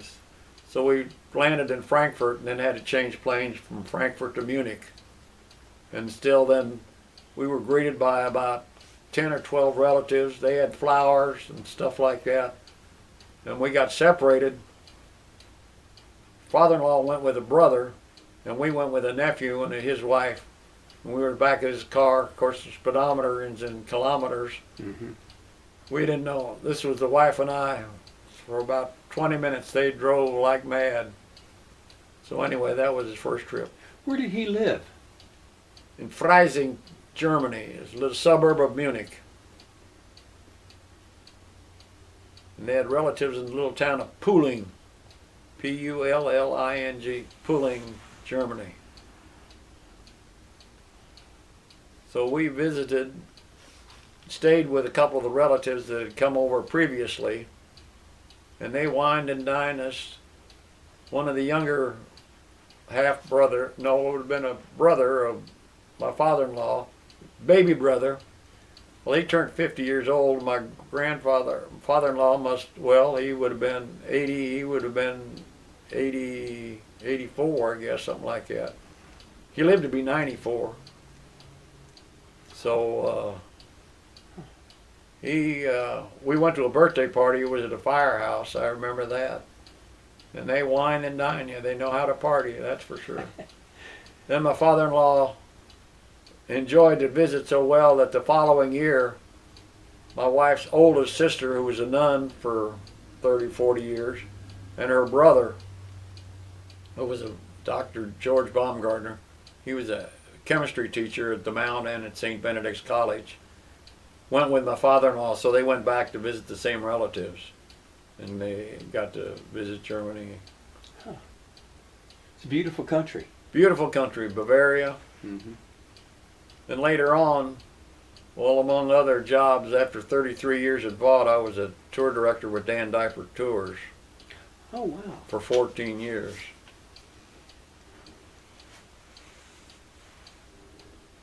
How'd you like the German beer over there? German beer was strong, but it was good. So you like the stouts rather stout, than the Hefeweizen and things like that, the wheat beers? Well, the wheat beers, yes. Yeah, we went to the big, what's the place in downtown Munich? Used to be the Hofbrau. Hofbrauhaus, yeah. It used to be a barn for the king or something like that. Yeah. Gals carried 3 of those big mugs. Yeah. They're big too. They are big, yeah. We went there. Later on, well, with another tour, we went back to Munich and worked with a lady from Arlington Country Day School. So I worked with CHA's, Cultural Heritage Tours of America. So we put together about 4 tours, so we were able to get to Europe. Another trip to Munich, and then Venice, Rome, London, Ireland. So got to see that. Then with Diaper, got to see the United States, Canada, and Mexico. So you got to do a lot of things you always wanted to do. Well, my dad loved to travel too. I can remember the trip in 1946 when the war was over. We went to New Orleans. No, that would have been 47. 46, we went to New York City. And went to Louisville. I remember going through the Kentucky Derby and through Baltimore and then to New York. This would have been 46, right after the war was over. And I never woke here. This is my mom and dad. My oldest sister had gotten married, but so was a younger sister and myself. And I remember to this day checking into that hotel, and the clerk asked my dad what to do with the car, and he said, "Oh, just put it in the garage for 3 days." And I looked at him, I couldn't imagine without a car for 3 days because, like I said, my dad had always had a car. And we'd made our trip to New Orleans and made a trip to New York. But without a car for 3 days, but there was plenty to do. We took the bus tours and took the boat tour and went to the Empire State Building and St. Patrick's Cathedral. And this was my mom and dad and my younger sister, yeah. Then we drove back after 3 days, back to Kansas City. If you don't do those things, you'll regret not doing them later on. Oh, well, we went to Washington, D.C. That was the first time there, but I remember, well, we went from Kansas City to St. Louis. I think we spent a day with relatives there. And I remember Louisville, Kentucky, going through the Kentucky Derby, then through the mountains of West Virginia. I know we went to Baltimore after Washington, D.C., then to New York, but that checking the car for 3 days, I still remember that. But like I said, we took the boat ride around the island, bus tours, Gray Line tours is what they were. Yeah. Empire State Building, St. Patrick's Cathedral, Grand Central Station. Yeah. They're still there. Still there. Well, I was back there 20 years later, 30 years later, 40 years later in the 80s. I retired from Vaught, well, it was part of Link-Temco Vaught at that time, in 1990. But in 1987, I started to work for Dan Diaper Tours. And I took one tour a year, what they call the Fall Foliage. Mm-hmm. It was a 14-day tour. He had 2 buses a day going out. It was from here to New England. Well, we went from here to Springfield to St. Louis. That was interesting. In St. Louis, we would go through the arch. Right. That was I got to see that film every year. Sometimes the whole busload would go. Other times I couldn't get to a single person to go up the arch. But we would stop there for 2 or 3 hours, 2 hours at least, which would give enough time. Of course, that was an additional cost for the people. But the arch is a triangle. It's flat on top, but the bottom and up at the top is glass on both sides, and you can look straight down. So it was and I used to see the film every year, the construction of the arch. Mm-hmm. The last piece was brought in by helicopter when they built, going up, and the last piece was brought in by helicopter, and then they had to put it together. Well, you did get to travel around a lot as a kid. You think that had anything to do with you joining the military? You know, you could travel even then. You get trained someplace, you go to another spot. Well, joining the military was really not my desire, but my dad had been in the Army. So that's the reason I wanted to fly if I was going to go in the military. Well, had you built model airplanes as a kid? Oh, I built model airplanes, yeah. I had rubber bands, wind them up and fly them. I was not what you call a enthusiast, but I built model airplanes and gliders. They used to be in balsa wood kits. Balsa wood kit, yeah. Balsa wood. Build the planes and the wings and attach them together. And dry the dope and rubber bands. I can remember the rubber band. Wind them up and let them go, and they go across the floor. Well, Dad, you and your close friends, did you talk about joining them? Because it seems like everybody did join the military out of your four close friends. Well, in 46, this one friend of mine, this Bill Clary, he was the only one. The war was just over, and I can remember VJJ in August of 45, going downtown Kansas City. Everybody was celebrating on the street, kissing all the girls. Of course, we were just high school. Well, let's see, 45. Yeah, I would have been just a junior, getting ready to be a senior year in high school. Graduated in June of 46. But VE Day was in April of 45. I remember that. Then everything was getting ready to go to Japan. I can remember August 6th dropping the atomic bomb. Harry Truman gave the word. To this day, I believe that was the right thing to do. Because they were preparing for the invasion, and they felt up to 1 million men could have been lost. Did you remember anything in your neighborhood, the Blue Star and Gold Star mothers? We had them, but I don't think we lost anybody when I was growing up. I know the Silver Stars, I guess, were lost in combat. No, Gold Star was lost in combat. Mm-hmm. I remember seeing a number of Silver Star. My older sister, who was 92 now, her almost entire class went into the service. Yeah. And we lost a few members from our parish. Yeah, she probably did lose some friends. She lost friends, yeah. And I remember names I didn't know. She's 4 years ahead of me. Okay. Yeah. Well, you also probably remember from World War II some of the gas rationing, sugar Oh, rationing, do I ever? Yeah. tin collections, and Saving grease Mhm. and shaving cans and newspapers. Yeah. Well, in fact, even the summer that I worked, when I started in the summer of '45, still bringing grease in. Some of the little old ladies would have a can of grease when I was delivering groceries, so I'd have to bring it back in, give it to the butcher, and he'd just throw it in the big barrel. But the little ladies would have their can of grease, and my effort for the war effort.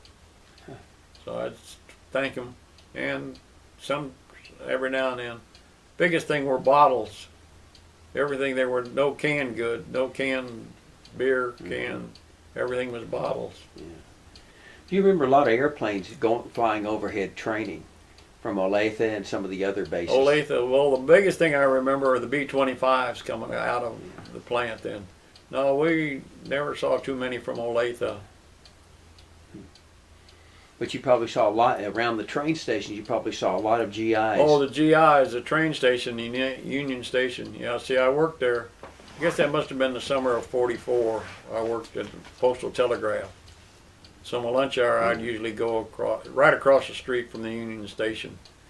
I think it was built back in the 20s. It's still active. They've redecorated it. That's where Fred Harvey started his Harvey Hotels? the Harvey Hotels and the Harvey Restaurants, the Harvey Girls.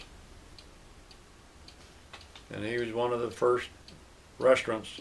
Well, if you got to eat at the Harvey House, you were eating at a first-class restaurant. Huh. And that was the railroad station, yeah. We visited one in Hugo, Oklahoma. Is that right? It's still perfectly all there. All there, huh? Yeah. I mean, the restaurant upstairs where the girls lived, Yeah. everything. Fred Harvey, yeah. Well, when you decided to, did you volunteer or were you drafted? I volunteered. Because Just didn't really want to go into the Army. Oh, I registered for the draft. In fact, I got, I mentioned too short for the Navy, so went into the Air Force. At that time, Kansas City did not have anything in the way of a recruiting station, so I had to take the train to St. Louis. I went to Scott Field, Illinois, for a 2-day physical. I mean, that's where I mentioned about the eardrums and stuff like that then, yeah. But anyway, I passed everything and then got on a waiting list for cadets. This would have been about October, November of 50. what did your parents think about this? Did you ever talk to them? Well, my dad, that's when I was working for Kroger and working in my dad's place on weekends. Well, it was time to go. I mean, he was glad that I was able to do what I wanted to do. But, I mean, he went in the Army. He was 30 some odd years old when he was in the Army. And, but we never really talked about it. I mean, everybody was gone. I mean, the draft was, we were all 22 years old and never served. So that was the prime single and out of college, so that was the... They had to be somewhat concerned, though. Well, I'm sure they were, but they never showed it. Yeah. Well, did you talk with your buddies as to all you getting together? You're the same age. What you were going to do? Was there any strategy with all of you? No, a couple of other classmates went into the service, but most of them were just going to wait and do their 18 months, which is what they did. In fact, Mert and Dominic, I mentioned Tripp was over in Korea. Bob Smeltz was over in Korea. They in the Army, they did their 18 months and then they were back out, went back to college or various things. Of course, you had to survive. That was one of the key components. Well, that was one of the key things. The only one of my classmates from grade school was a Navy pilot. I don't think he was in combat, but he was in an accident and he lost his life. Remember his name? Bill Noonan. Noonan? Noonan, Noonan. He was one of the last I would ever thought would want to go into pilot school, but he made it through, and then he was killed in some kind of an accident. But he is about the only classmate that I recall. From high school, there was about 50 of us, and the entire class went in. I know one of my close friends went to West Point. What was his name? His name was Bob Winger, Winger. He graduated from high school and college with me. Then he went to West Point. Well, that was 4 years. And I never woke him. I got my wings and bars in April of '55. Well, he didn't get into the academy until about '52, so he wouldn't graduate till '56. And he thought it was weird that here I had just barely, and now he would be saluting me if we were to meet on the street because he was still a cadet and I was a second lieutenant. So. Well, now they sent you to Scottsfield. You passed your physical. Right. How long was it before they called you up? That was from October of '50 till I finally got in a class starting in March of 1951. That was at James Connolly Air Force Base. You know, that was the headquarters of the 8th Air Force back then, wasn't it? No, I was just Air Training Command. You remember a guy by the name of Charles Bond? That name strikes a bell, but I don't. He used to be in charge of that Air Force base. At I was there in 51. I was there from March to September of '51. What did they do to you there? I started into pilot training, but unfortunately didn't make it. What happened? I couldn't fly the T-6. Later on, after I'd been to Korea and came back and was married, the Air Force finally decided that the T-6 was too much airplane for a person with no experience. My class, we had 100 students start. We had about 25 soloed and went to advanced training, 25 out of 100. Of the 25, 22 had previous flying experience. So basically they took 3 out of 75 all college graduates, all so-called, quote, prime candidates. Yeah. Later on, when I was married down in Harlingen, I actually got a letter from them that they basically apologized and was I interested to try to go back through pilot's training again. Well, that time I was married and then went on the way, and I'd had my 4 years in the military, so I decided I was going to try the civilian life again. And they have. But for that period of time, about 49 to 51, I guess, that was the first plane.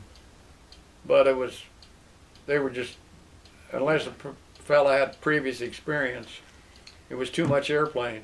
Because during World War II, it was the advanced fighter. That's right. They went back to like the Stearman or the Boeing. Stearman and then the Vultee vibrator. Then the AT-6. AT-6. Yeah. Then they since went back to a little Cessna, I think a 170 or something like that, little side-by-side airplane. Was it that difficult to learn how to fly, that AT-6 for you? I mean, you're barely making it on the height rule. You're really not. But Right. Well, I thought I did pretty good. In the last check flight with a different pilot, he said I picked out a wrong field for a forced landing because I made 3 of the best landings I ever made. It was a hard airplane to land compared to flying and the maneuvers and the spins, and was most enjoyable. Well, did it have a narrow landing? I guess narrow landing gear. Well, no, I'd say it was average. Yeah. I mean, it was a big airplane compared to a little Cessna. I had flown on a Piper Cub. I don't know if you've ever flown on a Piper Cub. It's a little 2-inch, but 65 horsepower. And I mean, it literally floats in at 45 miles an hour. I mean, you just sit there and float, chop the throttle, and you finally just settle down. Anyway, from there I went to navigation school in September of. Did you get to solo?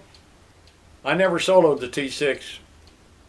I soloed when I came home from Korea Where was navigation school? at Ellington Air Force Base. Yep. That's outside of Houston. Mm-hmm. And I was there from September of 51 to April of 52. And that's for navigation. Navigation school. The problem with you navigators is that you're the ones who have to stay awake all the time. Unfortunately, that's a true statement. I realized that later on. I stayed in the reserves from 55 to, well, I was in the active reserves from 55 to 65. By that meaning I flew on weekends at the Naval Air Station, and then we went to Carswell. Mm-hmm. And during those years I flew 2 weeks active duty. I had a good job at Vought in the test lab, and we could look peaks and valleys. And in the reserves, I was able to take what they call an individual tour. So I could look ahead maybe 2 to 6 months and see a lull in work where I could easily be gone for 2 weeks. And I could pick either coast, what base I would wanted to go. So I would really alternate between the East Coast and the West Coast. And anyway, during the Vietnam War, I decided, well, I think I'll go to Europe again. So I went to McGuire in New Jersey, C-124s. Well, that's when the Vietnam War was just beginning. So they had to take freight. So they called on the East Coast airplane. So we flew from McGuire in New Jersey down to Pensacola, Florida. No, Fort Walton Beach, Florida, pick up freight, then flew to Travis, and then on to the Pacific. Well, it turns out the year before I had flown out of Travis Air Force Base. You go to Hawaii, Wake Island, and into Japan. This particular plane, we went from McGuire to a thing. We were flying over here about midnight, and the radio operator says, well, I got Carswell on the phone. You want to call your wife? Well, I had just left the day before.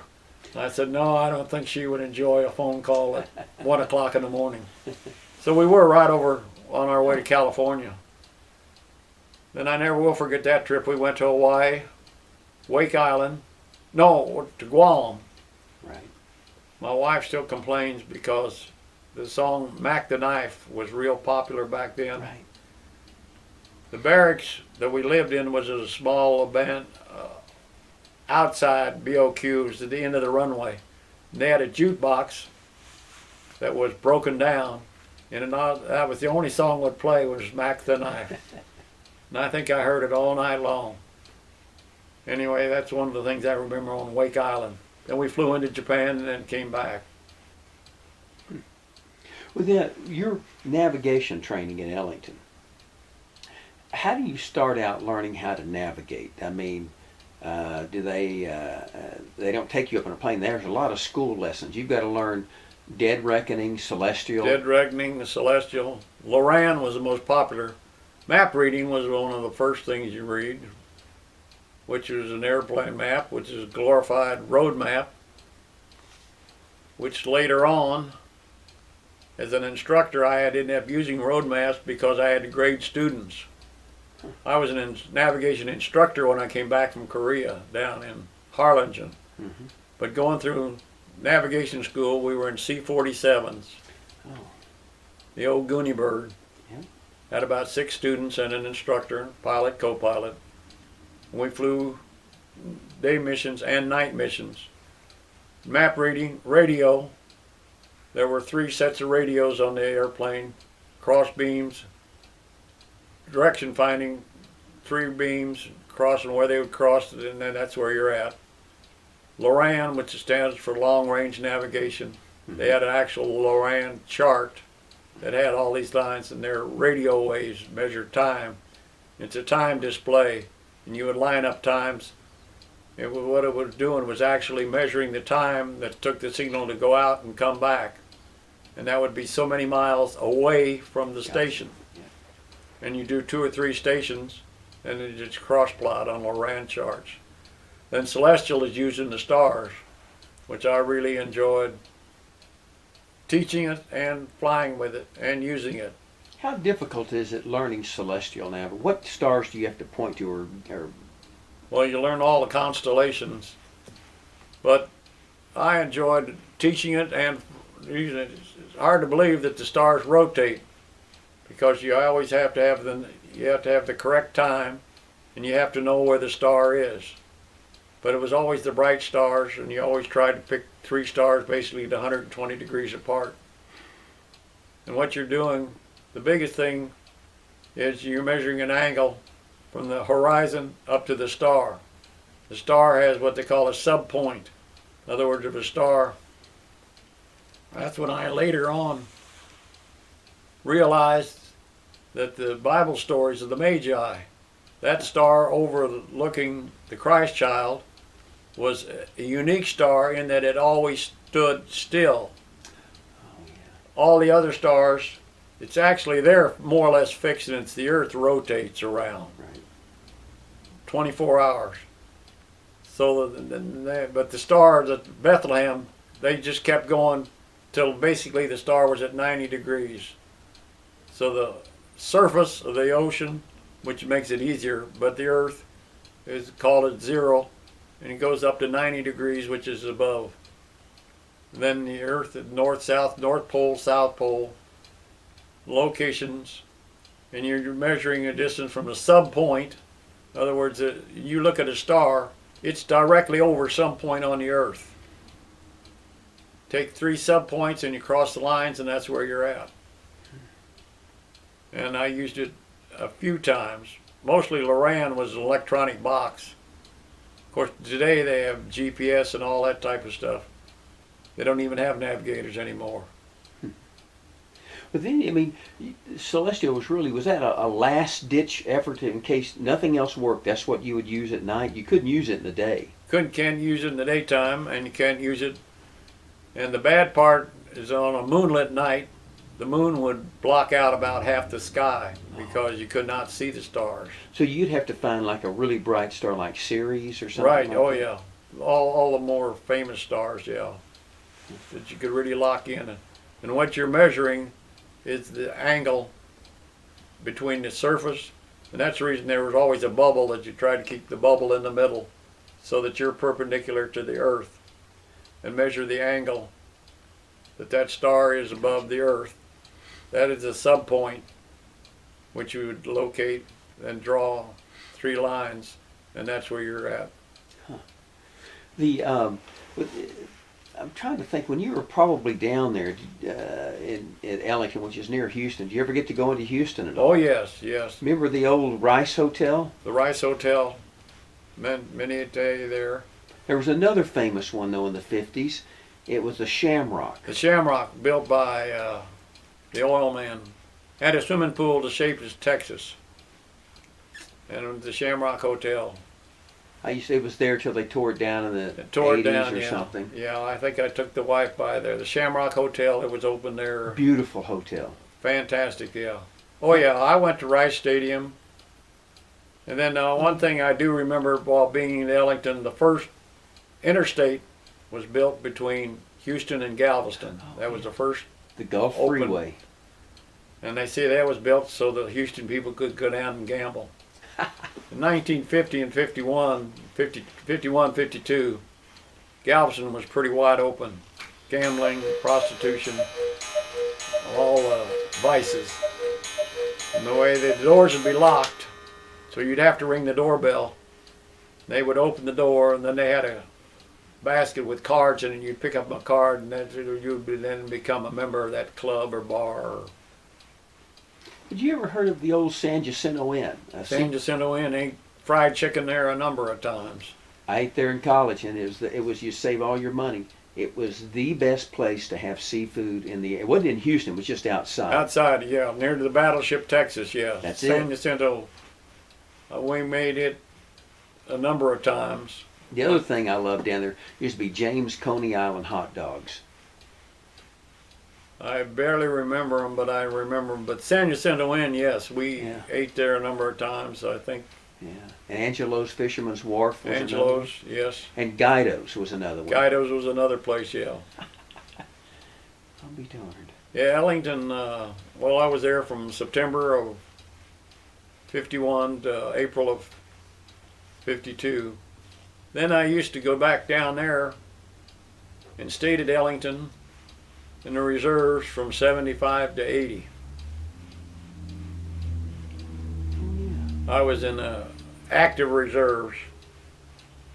Was that out of Dallas? No, it actually is out of Wright-Patterson. I got in the reserves in 50. I came home, got out of the service in 55, went to school in 57. But while I was in 55, I belonged to reserves at Richards Gebaur Air Force Base. They had a navigation training squadron.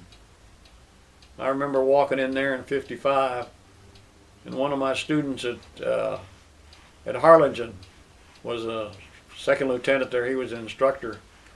He remembered me as being an instructor at Harlingen. Well, I had, literally hundreds of students, so I didn't quite remember him. But I flew in the reserves. And I could make more in that one weekend than working every day at the grocery store or something in Lawrence. So I stayed in the reserves for 2 years. And then they had the same identical navigation program down at Hensley Field. Right. So when my interview at Vought, I went over there to interview those people. And yeah, they had the same squadron, but they were rank heavy. Well, at that time I was still just a first lieutenant. So they said, well, they could work me in.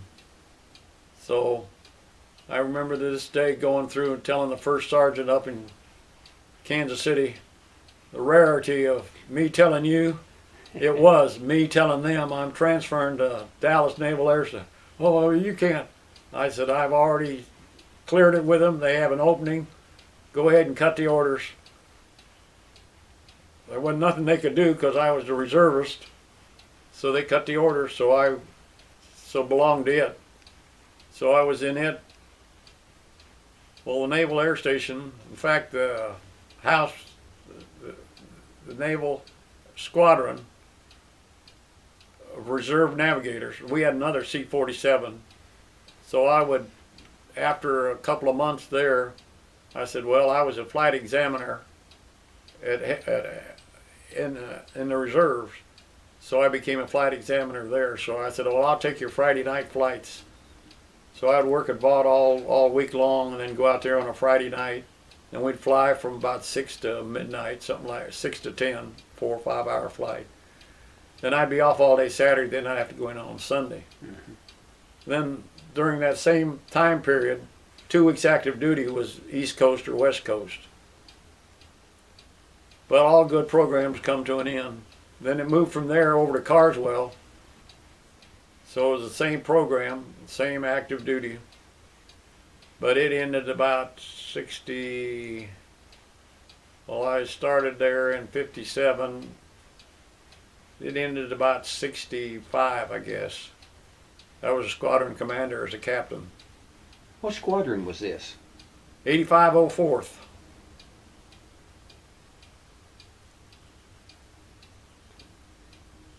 And that disbanded. That's when GPS started becoming more popular in the navigation squadron. So then I was in the reserves over at Naval Air Station. Was that VMF 1 or was that 112? No, that was, well, it was, we had to wear a uniform. Now, I got paid at flying and got paid for the meetings over at Carswell. But then I joined the reserves over at Naval Air Station, and that was a non-pay. You had to wear a uniform. All you got was points towards retirement. And I did that for about 3 years. And then the engineering slot opened up about 70, 73, 74. It was out of Wright-Patterson. You had to be an engineer and rated, and So it was 2 weeks active duty up there every year. Then they wanted you to join a. Well, first, I went to the Naval Air Station every Tuesday night, non-pay. That's at Hensley? At Hensley. Mm-hmm. And went up there. Well, I went there 2 trips. That's in the middle 80s, no, middle 70s. Then they decided they wanted more activity. I said, well, I thought I'd be able to get into Carswell. Well, they didn't have a base, so they started one in Houston. So that was the reason between 75 and 80, every other month I was going back to Ellington. By that time I got promoted to major. And so every other month, well, the first year, 75, I drove by myself every 6 months. Then we got a guy from Fort Worth and a guy from Dallas. So the 3 of us would drive down there. And it was a weekend. We'd be there Friday night and Saturday night. We'd meet 8 hours on Saturday, 8 hours on Sunday, and then drive home. Then, to get enough other points, I went over to Fort Worth. And that was, okay, then I got promoted to lieutenant colonel. Oh, that was, I never will forget that. We had a gang-ho general up at Wright-Patterson. So I would have been major at that time, and I remember talking with a gal from Washington, D.C., and I had one bad year, 1967, I think I was out completely. She said, that'll really hurt you. Well, anyway, we had a gun-ho general at Wright-Patterson. Anyway, all combat veterans that were majors, he got about 8 of us were all promoted to lieutenant colonel. So we had a big party at Wright-Patterson. Then I had 1 shot for bird and didn't make it. So after 29 years, that was, my 29 years was from 51 to 80. So I was still just 60 years old, so at age 65 then the retirement pay started coming. Huh. The, yeah, I'm gonna go back and pick up after you got your at Ellington is where you got your navigation wings. Navigation wings and bars. What class were you in? I was in 5205. And how much did your pay go up when you got your bars? Oh, well, that was from like 130 to 400 a month. That's good money, $400 a month. That was very good money. And you're living like a king comparatively. Well, it was good money, yeah. No wonder you could go to the San Jacinto Inn. That was an expensive place, by the way. Well, I was still as a cadet, but well, cadet pay I think was 90 a month or 95 or $100 a month. But that was all. I mean, everything, uniforms, cleaning, everything was furnished. Yeah. 3 meals a day, haircuts once a week. What were you doing with all your money? Saving it mostly. That was the down payment for this house. Huh. So when you get your navigation wings, where did you report after that? Right, report after that went to Langley Air Force Base, Virginia. Did they assign you to a squadron? No, that was just a training squadron, what they call combat crew training. But not crewing up, but combat. Oh yeah, made crew, yeah. Flew with the captain, Eldon V. Romney was his name. Where was he from? He was from Salt Lake City. He was a relative of Governor Romney out there. Good God. And he was a staunch Mormon, didn't smoke, didn't drink. But boy, he could play the piano like mad. Huh. I was very fortunate, and I said my prayers, and my dad said his prayers. After the second day, I got with one of the check pilots. They had to take him out for a ride. B-26 is only a 1-pilot airplane. Right. Every now and then we got a two sets of controls, and he'd let me fly, and it was a big airplane compared to the T-6 and my little Aronca that I soloed in. But anyway, he had gone through class 42 Able down at Randolph Field. This is my pilot. So he was a World War II pilot. He was a World War II pilot, but they made him an instructor. So he had never been overseas all through 42, 3, 4, and 5. In fact, he ended up out at Midland Air Force Base teaching the women. Or Sweetwater. Sweetwater. That's where the Wasp Sweetwater, Wasp. in World War II? World War II. He was an instructor there.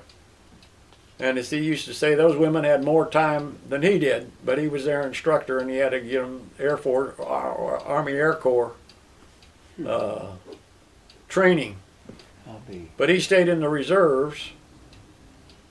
He was a staunch Mormon. By that time, he was married and had about 5 or 6, 7 kids. But he was in California anyway. They called him up, and he had been flying B-26s. So, like I said, on our second flight, after the second flight up at Langley Air Force Base, the check pilot said, "You're one lucky crew." He talking to me and my gunner. Said, "You're lucky. That guy has more time than I have." And that instructor up there had come back from Korea. Wow. So he had, I don't know how many 100 hours in a B-26. So anyway, we flew, I would say we flew 45 out of the 51 missions together. So you crewed up there at Langley. At Langley. And that's where I also met my wife on weekends. That's it. But he was married, and his wife was there. I met her there. And they had, like I said, 7 or 8 kids. How many others were on your crew? Just a gunner.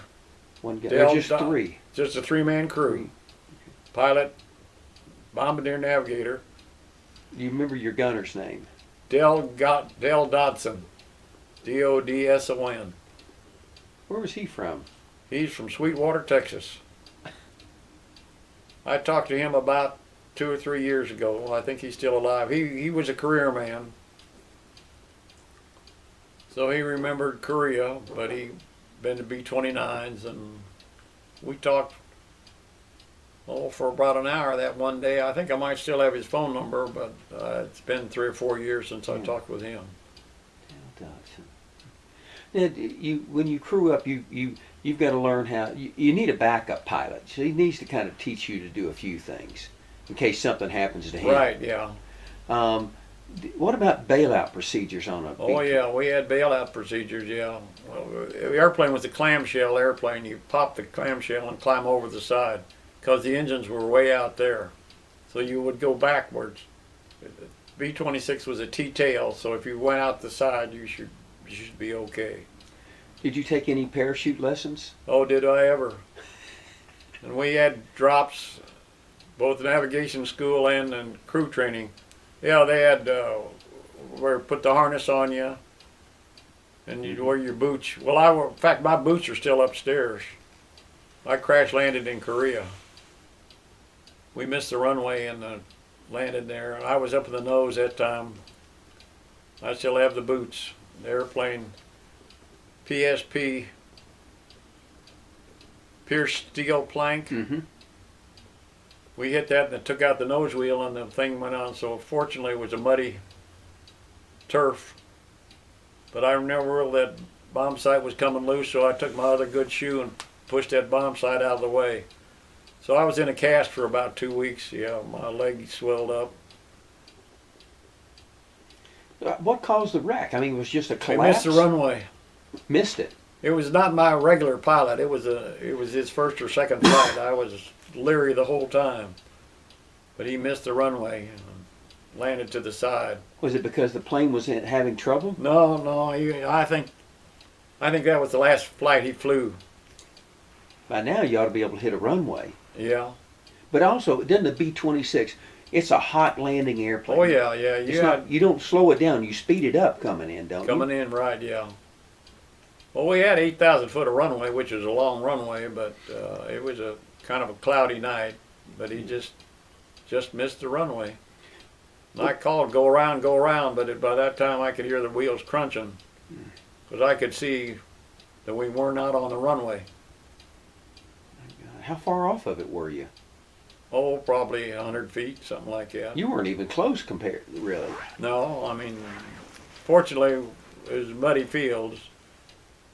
And it would have been on the other side, probably would have just slowed down to a top, because the hangar was on one side of the PSP.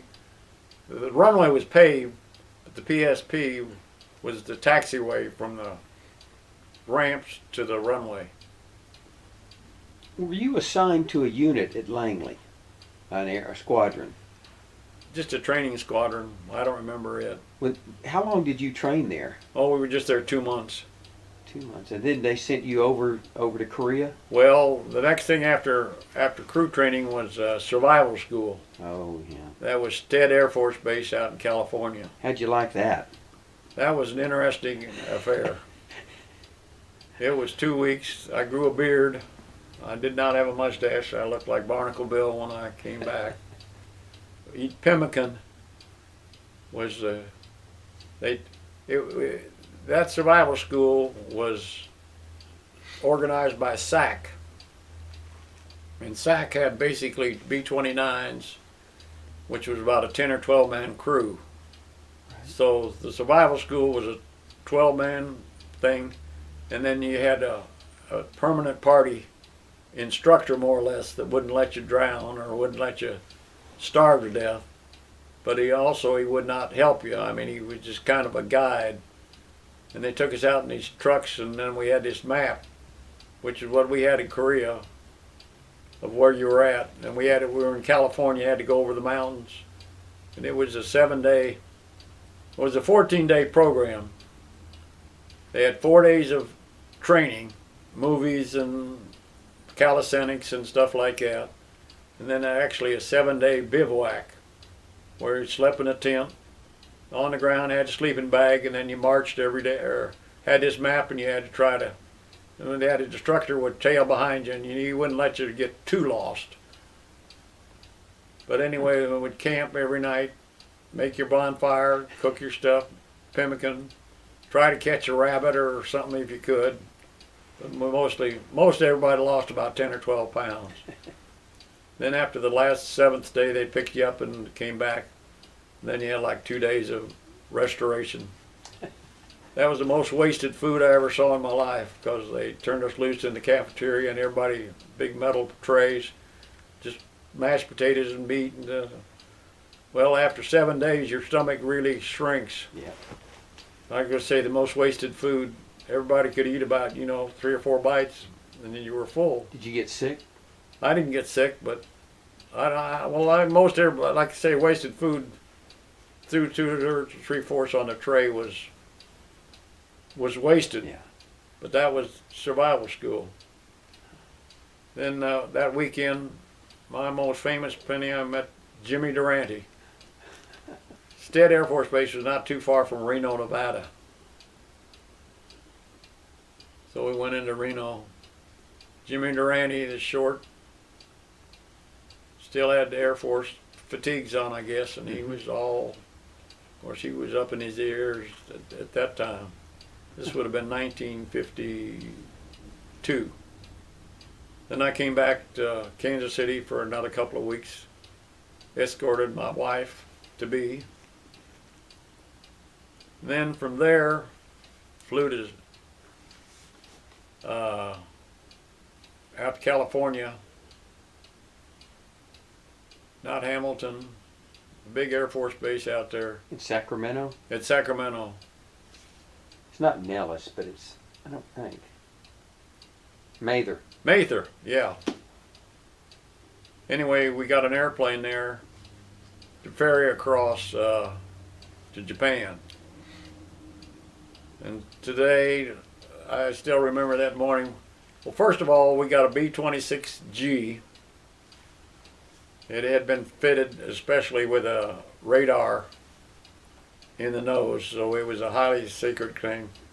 We got that airplane because my pilot had most B-26 time. But the plane was built in 1944 by Douglas, and it went straight to the boneyard, or Utah, Arizona, where it just went into storage. So that had just been refurbished, so it was like getting into a brand new car. I mean, brand new engines. Inside the cockpit was just like a brand new car. So that's what we got.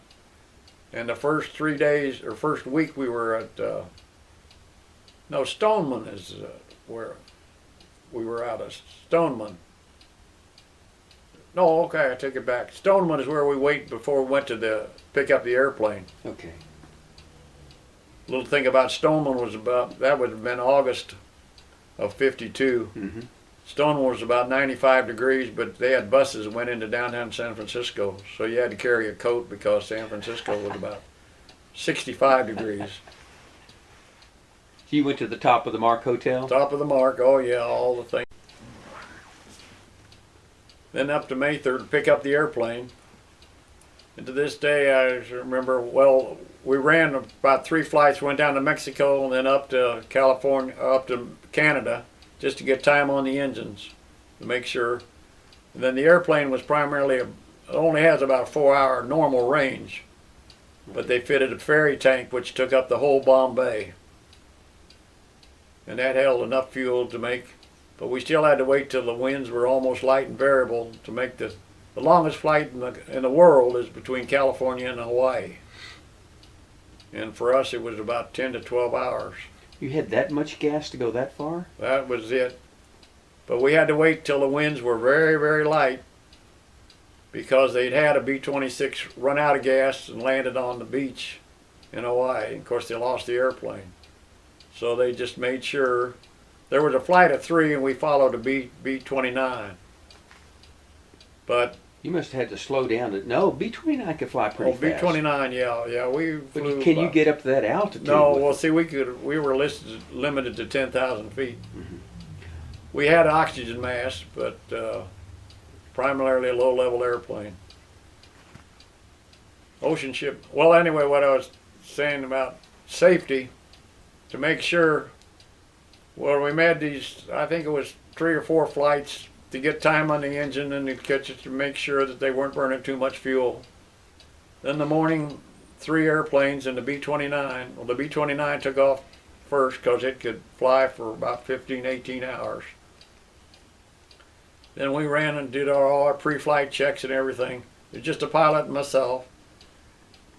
Then anyway, gasoline trucks. So with the engines running, the gasoline trucks pulled up behind the airplanes, took off the gas cans, filled the tanks till they were sloshing over the back of the wing, capped on, and then we pulled on the runway and took off. So we had the absolute maximum amount of gasoline. It's difficult to take off with that much gas, though, isn't it, in a B-26? Well, we took most of the runway to get off the ground. Yeah, it was heavier than a bomb load. Yeah. Right. Yeah, we took the whole runway. Well, we'd practiced with taking off with the full runway, so about the only difference was we had full. Right. Plus our B4 bags we got to carry since we had B4 bags loaded with clothes and parkas and stuff like that. Had you been assigned to a unit yet? No, it was still just going to Korea. Is that the most ocean you've ever seen in your life? Well, I'd seen it before. The pressure's on you now. You've got to get them to Hawaii. Oh, we got to Hawaii, yeah. Is that hard to find, your first time out over the ocean like that? Well, we had good radio navigation and at that time there was ocean ship Nan. Okay, yeah. I don't know if you ever heard of it or not, but it was a Navy vessel that had about 1,000 miles between the coast, and it had a big radio beacon. So we had good radios, so we could pick it up and pretty well as long as the needle kept front and forward while we were. But I was keeping time and sun shots, but we flew in the daytime, all daytime flying. Well, you wanted to make sure you landed in the daytime too, didn't Oh you? yeah, we landed in the daytime, no problem. We took off in early morning. Of course, they're 5 hours ahead of us. So I guess we did. I know we took off in the dark. Yeah. California, I guess 4 or 5 o'clock in the morning.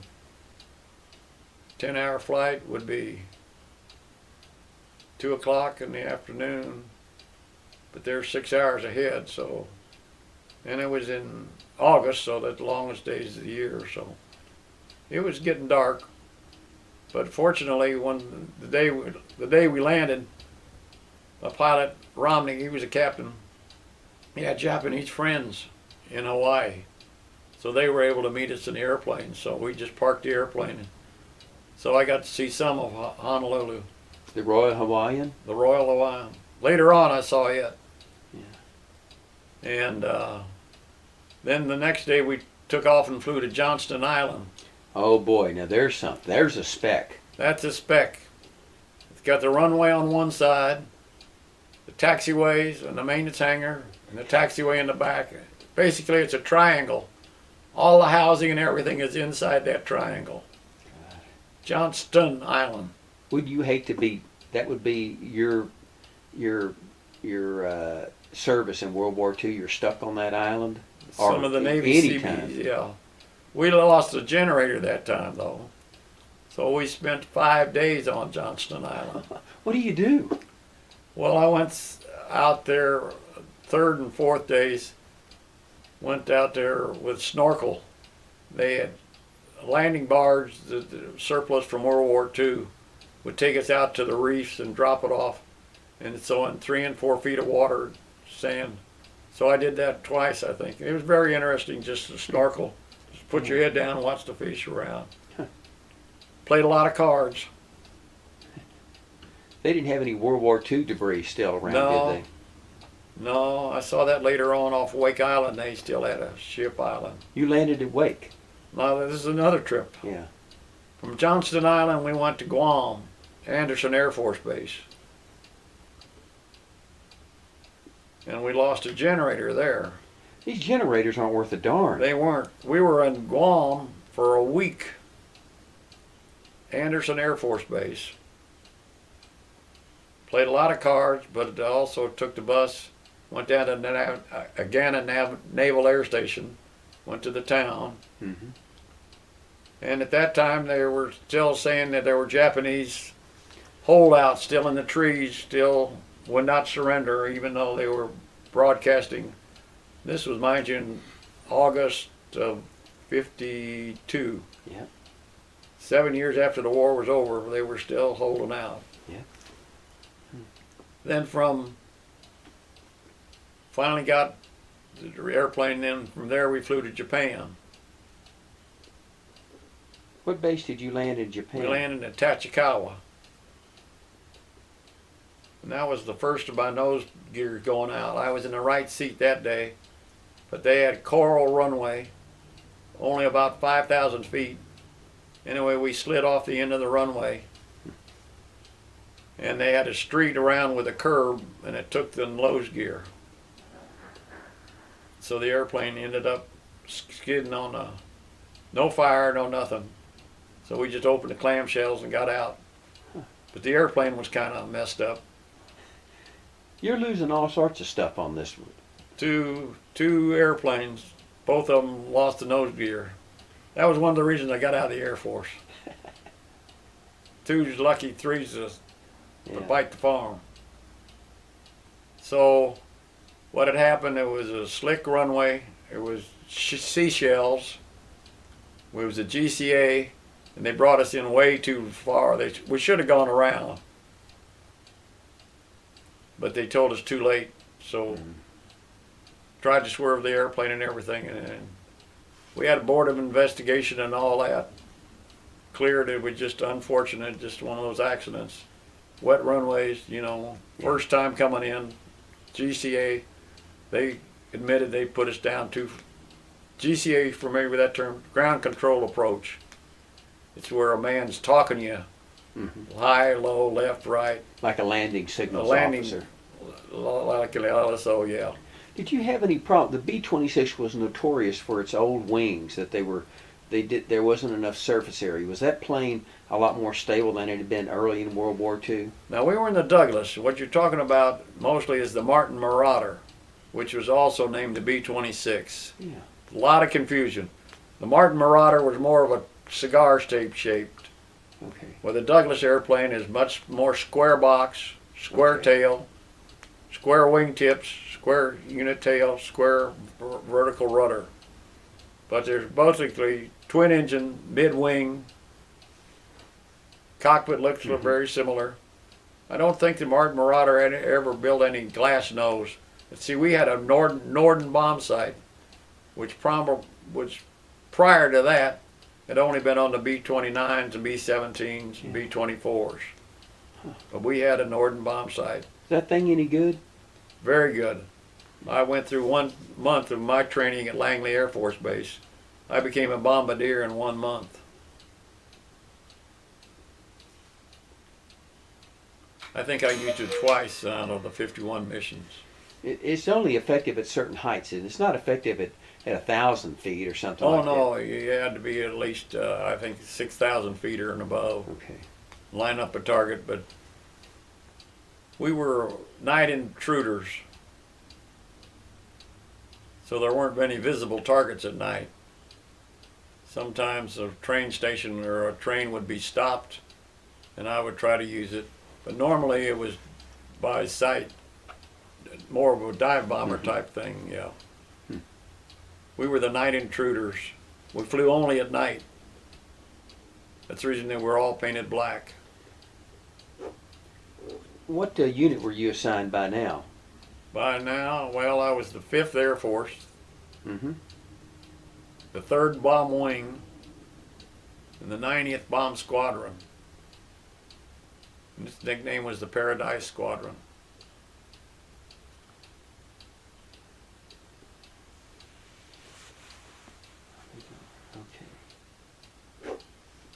Okay.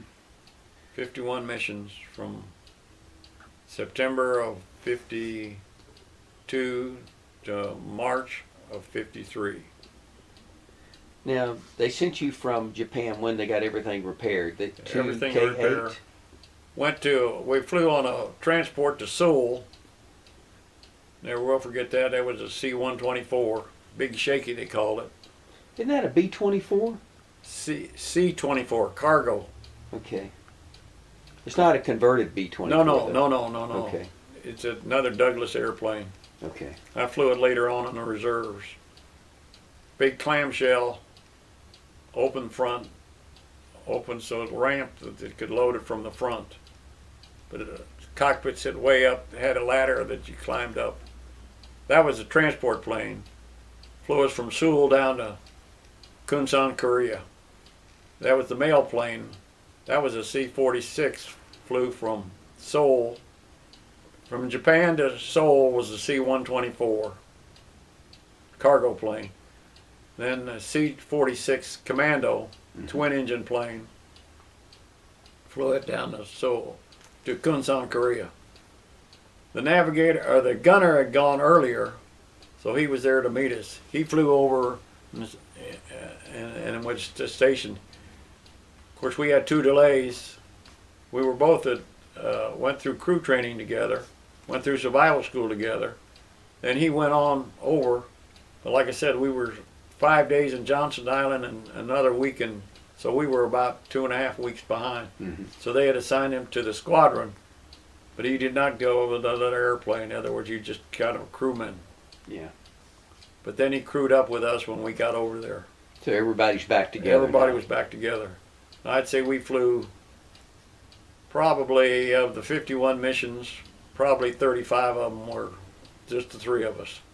Did they give you any, when you got to the base, did they teach you any new lessons about flying in formation or other things, what to watch, at least indoctrinating you into what you were getting into? Well, what they call them dollar rides. All right. Dollar rides. In other words, I actually flew with a squadron commander and another navigator.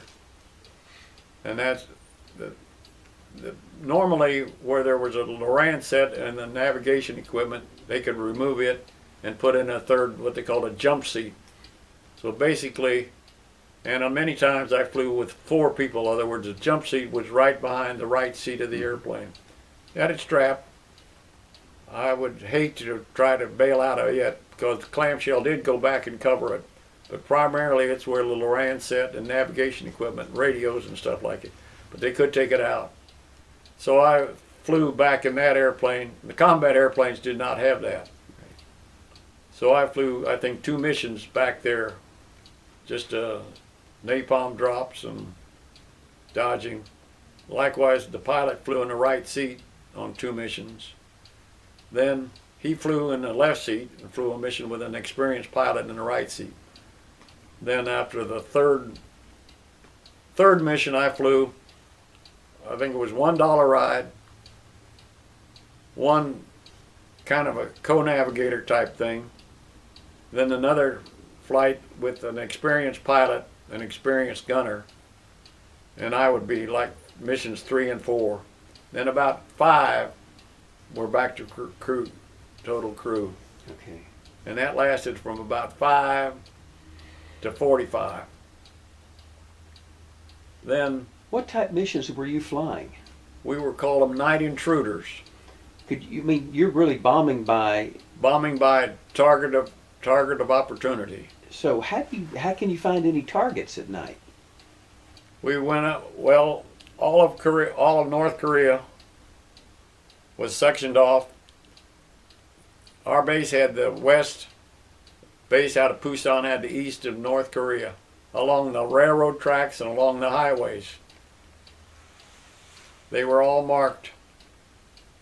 The war was kind of at a standstill in late '53, the 38th parallel. In fact, Panmunjom had a big searchlight that went straight up into the sky. That was no-fly zone. We flew from our base, which was about an hour south of the 38th parallel, airways, certain altitude, flight lights on, wing lights on, radio control with the ground, everything. Then when we crossed the 38th parallel, we had our maps, in other words, along either a railroad track or a highway, and we would patrol it for a 2-hour period, going basically from the 38th parallel up to the Yalu River, back and forth, back and forth. What altitude? Anywhere from the deck to 6,000 or 8,000 feet. So you're on your own. On your own, right, yeah. Targets of opportunities. So Sometimes we'd never hardly drop a bomb. What would you look for, lights or? Lights, and particularly trains. Because the trains, and then even a truck convoy, and often when they'd hear us, they'd turn the lights out, so it would be coming down. Now, I flew with a couple of daredevil pilots who would really go down on the ground, particularly within a hard nose with machine guns. But with my pilot, I don't think, well, we had hard nose once in a while. I'd be in the right seat. But about half of them I was up in the nose.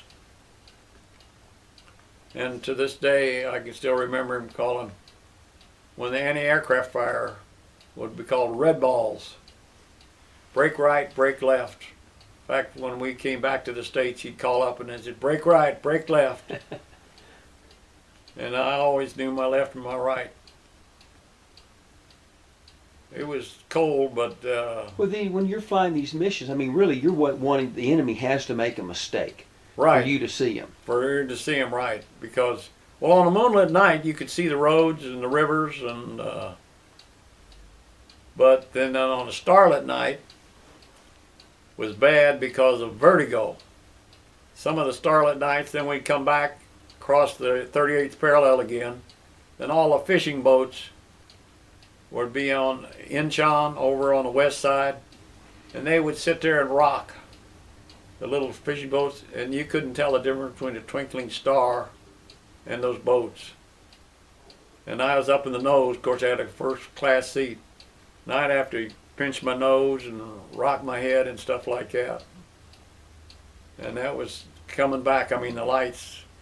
Well, if you're a pilot, you really have to watch your altimeter. That tells you. Oh yeah. But more importantly, you have to know if there are any mountains in the area. You Right, fly oh, right yeah. into one. Right, yeah. Well, that was my job on the moonlit nights. Actually, surprisingly, you could almost see everything. Particularly if it was there in the wintertime, snow and stuff like that, then yeah. So you could see something on the ground, come back, Seeing strafe it on it. the ground and come back strafing it, or else drop the bombs, yeah. How many trucks you get, trains, Explosions. explosions, stuff like that, yeah. You ever run into a long convoy? I would say yes, that the front vehicle would have lights on and the others would be following the taillights and stuff like that, then yeah. And we would claim it was really just a guesstimate. Later on I heard that when they totaled up all the guesstimates, it would be more than all the vehicles were ever manufactured. But everybody got a few hundred and stuff like that. So when you see a long convoy, do you go after the lead truck and the Oh tail yeah, truck? yeah. But I never saw very many convoys at all. Would you call in other people once you made your strikes? Oh no, your area. Well, it was really, like I said, there were some nights we hardly ever dropped a bomb. I mean, it was just, well, the war was still, I mean, they were still shooting at us. Of course, we had pretty well pinpointed where the anti-aircraft guns were at, and we would avoid those at all costs, but they still would rotate those, and we call them red balls, and that's what they were explosives. So literally, if they wanted, they could set up an ambush. They could turn on the lights so you could see them, and then really open up with everything around you. Yeah, they did that a time or two. Well, it seems to me like it'd be awfully spooky flying right on the ground, because number one, you can't navigate then. You just have to. The pilot's flying by the seat of his pants. Yeah. In the dark. In the dark, and that's when I was up in the nose and really all eyes ahead. Yeah. He was a very safe pilot. I mean, like I said, he had 6 kids, so he.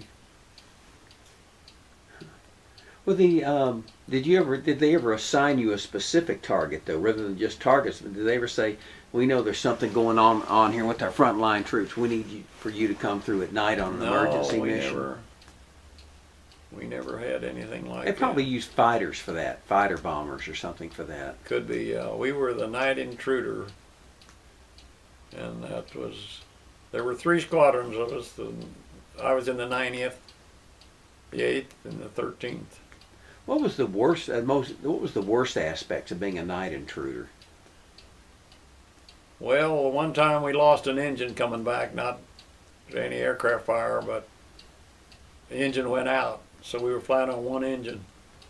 And the procedure was to make sure your parachute straps were hard, cinched tight. Well, we made it back okay. The next day I was taking a shower, and I remember looking down, and I had big bruises all the way across my legs.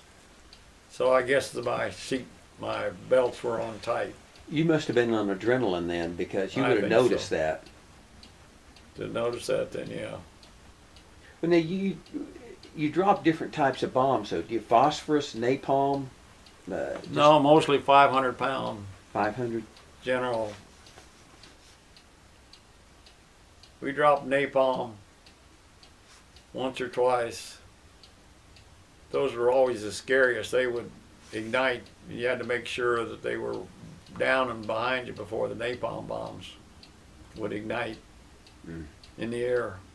Did you have to fuse, since you're the bombardier, did you have to fuse them and everything? No, that was all done on the ground. I mean, we didn't ever have to touch the armament. I mean, we always checked and make sure it was there, and the safety wires were pulled and all that sort of stuff.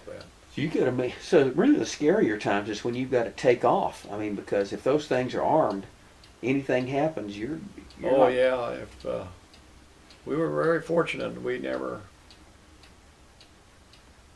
One of the saddest aspects, we also had a fighter squadron at our base in Korea at K8, F-84s. Yep. And we had one come in. That's the only casualty of war I ever really saw. He was coming in. We were getting ready to take off. I mean, not ready to take off, getting ready for a mission. We were out in the airplane. We were still back by the hangar. And the cockpit was in. And we had the radio on and could hear this plane. He had declared an emergency. So he came in, and he couldn't get his landing gear down. So he skidded along the runway, and he got halfway, 2/3 of the way down. And he was skidding the runway, and the procedure is when you bail out, I mean, when you get out of the airplane, one away from the airplane as fast as you can. And you should run towards the fire truck if it's coming, which is what, there were fire trucks ready. Anyway, the pilot landed the plane, and in the cockpit I saw it come open. Instead of running towards the fire truck, he ran up towards the open field. And there was a young fireman. They pulled the truck up, and the young fireman went up, and that plane blew up. and it got the fireman. My pilot and I we were just dumbfounded. Of course, they canceled the flight because the airplane was right on the runway, and that put a big hole in the airplane. The fire truck was back far enough that it got damaged, but the pilot he survived. He ran, instead of running towards the fire truck, he ran towards the open field. Was there ever a time you were flying you thought you were shot down? No, I don't think we ever got hit. We had a 45 and we had a piece. Let's see what they call it, a pack. You could just show it was in Korean, and we were a friendly foe. But right before we got on the airplane, we had a 45. But the minute you got off the airplane, you had to check it back in. And we had firing practice probably once a month or something like that. Would go down to the range, fire a 45. Had the Chinese already, by the time you were set up at K8, had the Chinese already been driven back? Oh yeah. Because they'd made a big push, initially coming across the Yalu. Oh yeah. Well, the time we got there, the 38th parallel had been pretty well established, and they were talking in Panmunjom, but it was still activity going on. But like I mentioned earlier, we flew like the airlines up to the 38th parallel, then turned off the flying light, the landing lights, and the wing lights. We were totally black, and they were basically, although, what is the big capital of Korea? Or not capital, but up on the China coast, we made one mast.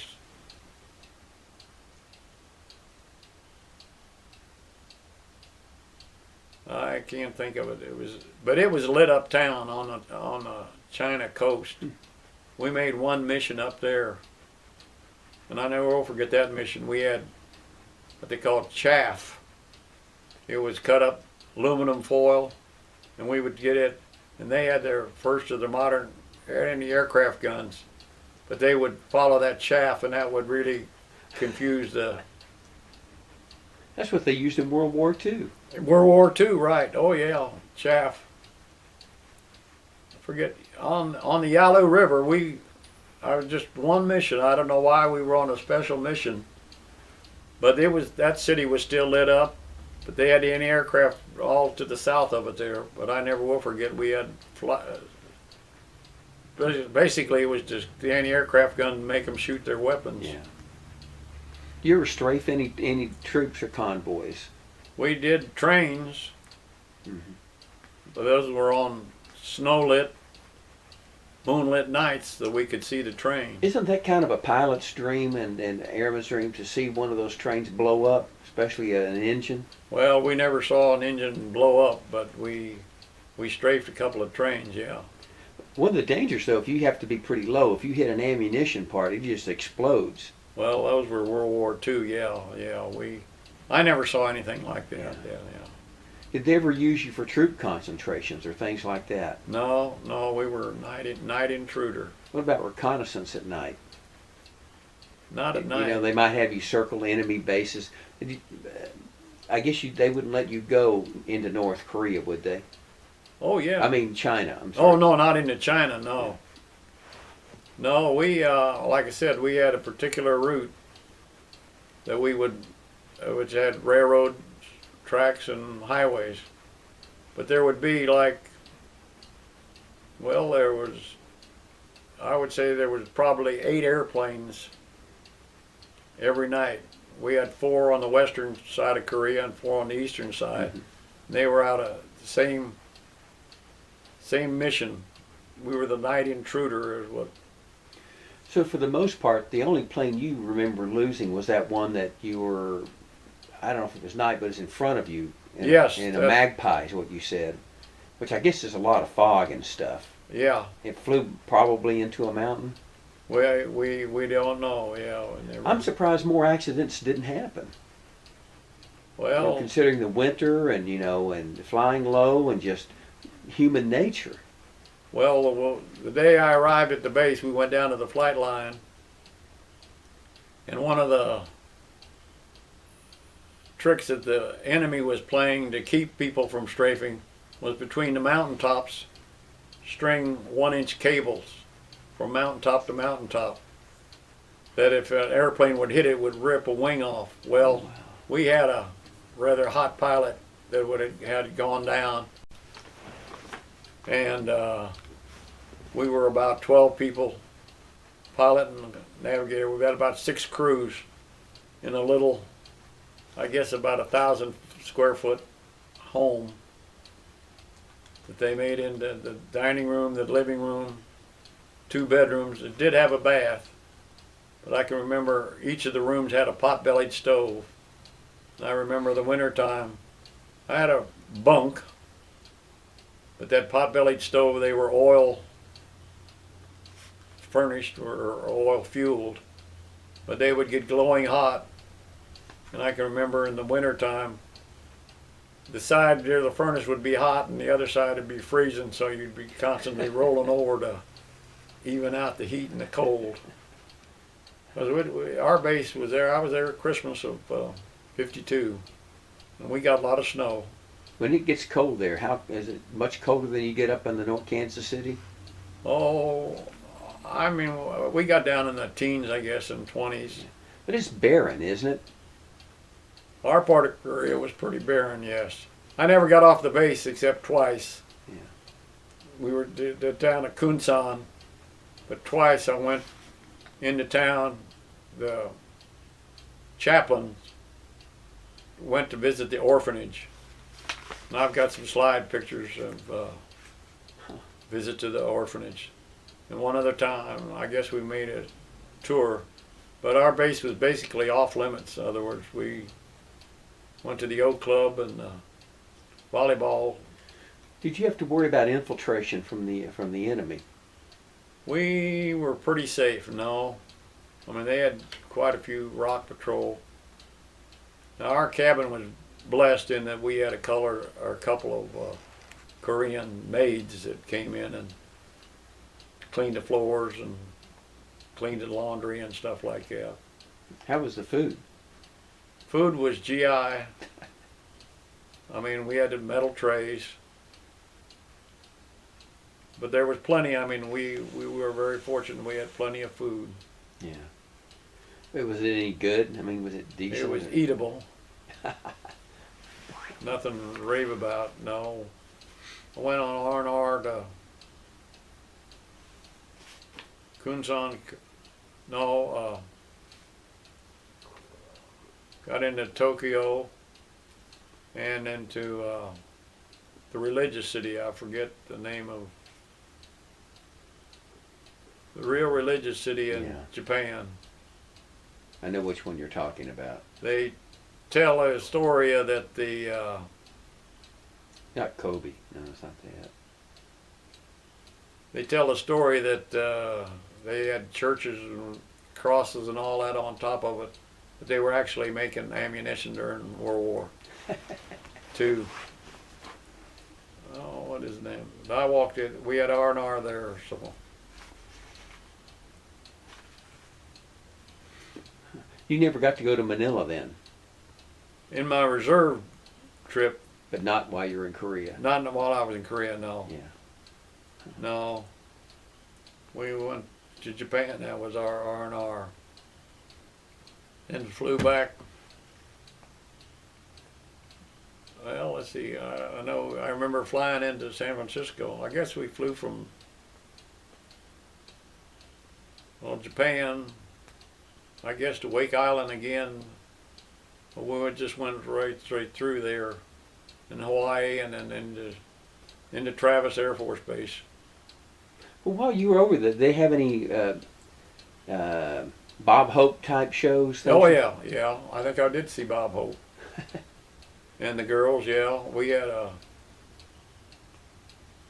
what did they call them? R&R? No. Entertainment, yeah.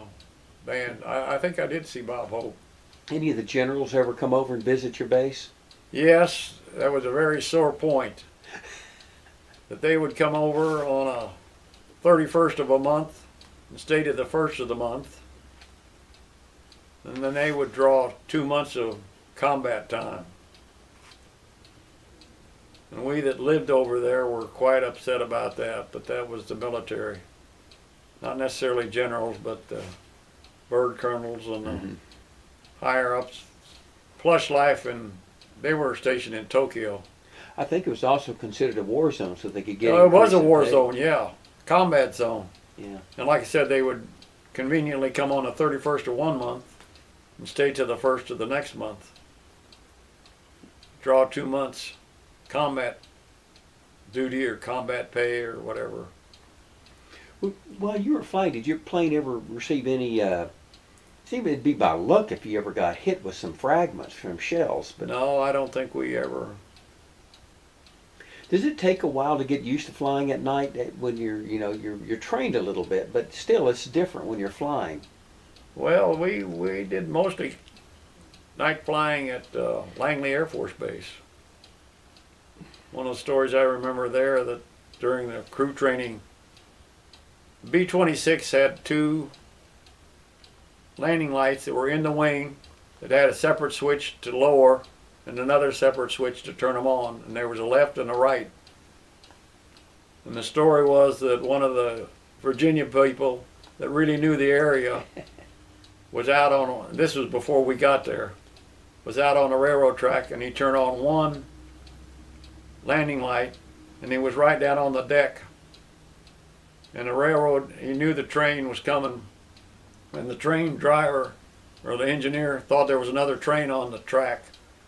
And of course, he put all the emergency brakes on. Well, that burned out about every bearing on every train. So anyway, the instructions to the new crews was, you do not fly with one landing light over the railroad tracks to keep from.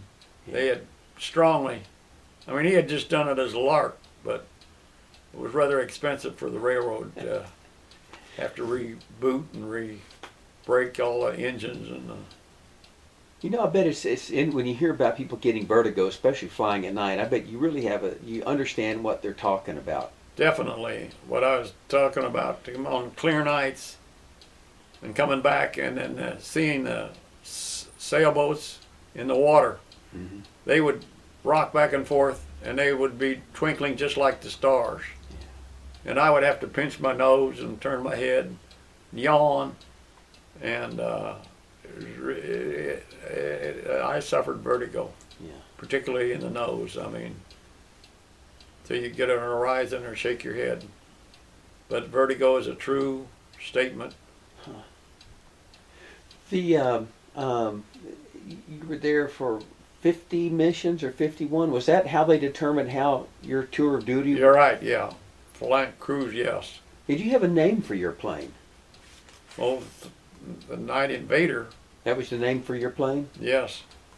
Was there a good-looking lady on it, painted on the nose? Oh, you mean the individual? No, we never flew the same airplane twice. Okay. No, we were never.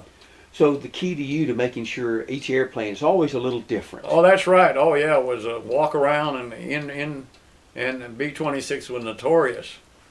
I mean, when you were assigned a crew flight mission, first thing you did in the daytime was went out to the mission, went out to the airplane and climb in it.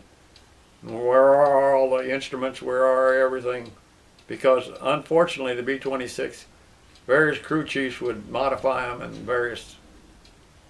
So no, it's not like World War II where you had your name painted on the airplane and stuff like that. Well, it's very important you know your crew chiefs, isn't it? I mean, you Oh, really have yes. to know them well. Know them well, yeah. But it would be a half a dozen crew chiefs. I mean, Yeah. a different airplane. And we flew about every other night or something like that. Maybe every third night or something like that. Of course, they're working out 6-7 days a week. Were you glad to be gone? Well, there's my wife coming home.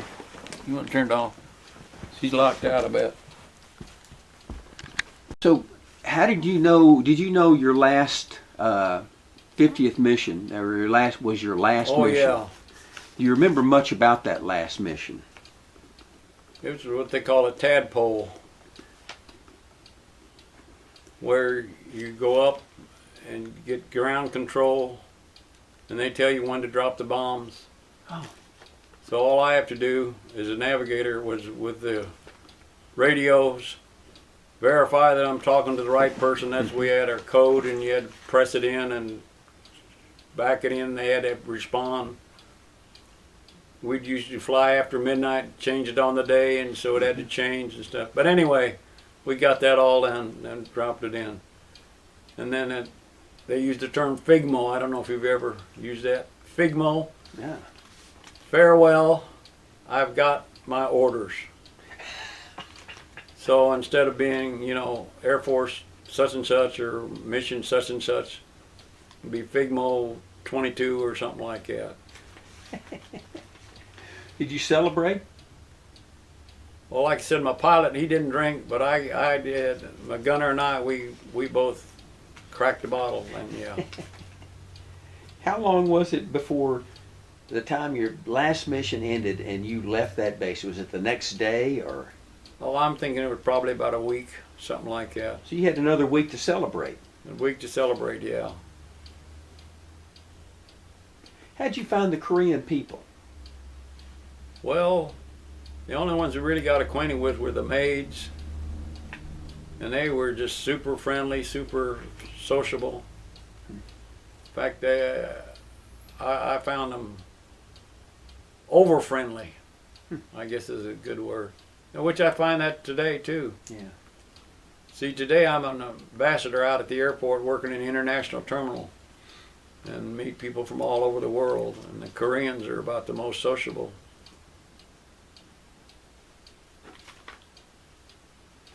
How did you get home? Well, I was able to fly from Korea to Japan, C-54. And that's Japan, that's a 4-engine prop plane. Japan, I guess Wake Island again, then Wake to Hawaii, and then Hawaii to Travis Air Force Base. Now, you were telling me earlier you found there was some World War II things still left over there. Oh, yes. When I was in the reserves, I flew MATs, and Yeah. as I said earlier, I was able to go to one coast or the others. So I flew out of Travis to Hawaii. One of my trips there, I actually flew with a Navy man that had been at Pearl Harbor. And so in a taxi cab, he was able to describe actually being there on December 7th. But I'd been there about 4 times by then. And I finally took a tour around the island, the Schofield Barracks and around the island and stuff. And this seaman, he was very knowledgeable of Hawaii and all that sort of stuff then, yeah. So I enjoyed that there then. So you got to land at Wake Island. Landed at Wake Island, and that was when they had a C-54. Every day went from the airplane, they changed crews at Wake, but the airplane, the people would stay on it. They would fly basically nonstop from California to Hawaii to Wake to Japan. Those poor people was about 30 hours on that airplane, about 3 10-hour legs. But the crews would rotate. 10 hours was that, so got to go to Hawaii.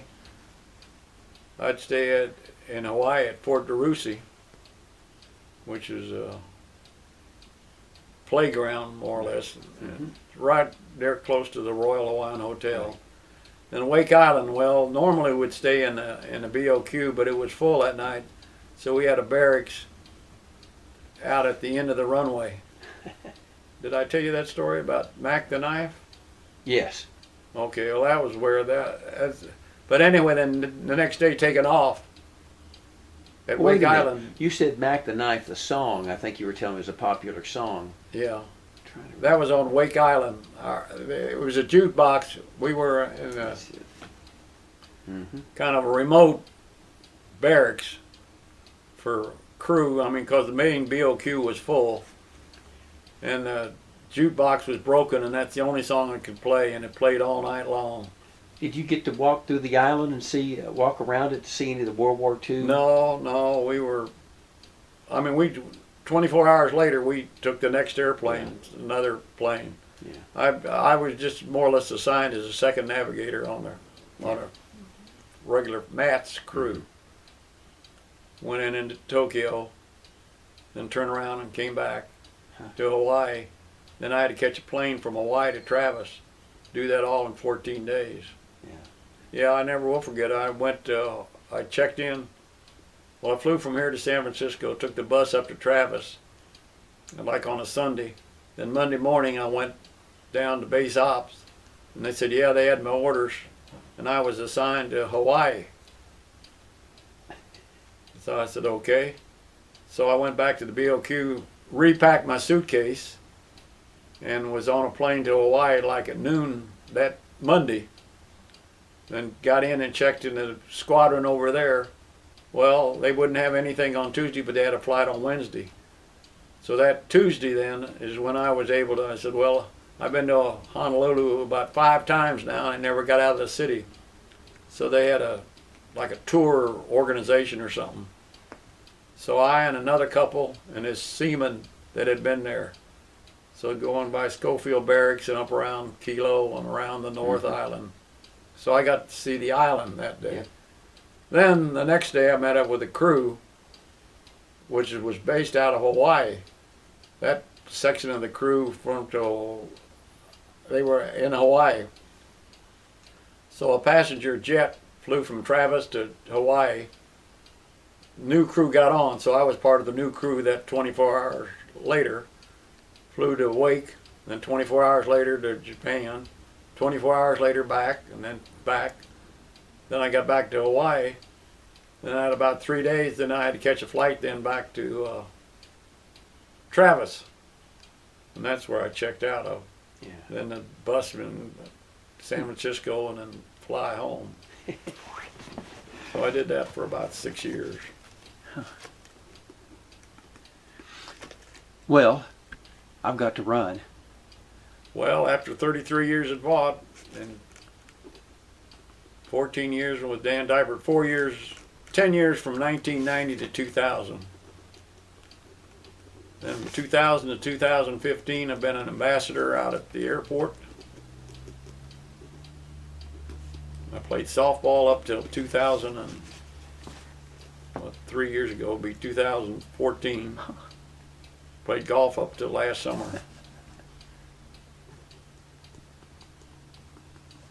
But still volunteer out at the airport. Still lecture at church every month. Well, thank you for letting me come over and interview you finally. Well, Finally got you cornered. got me cornered. Well, I hope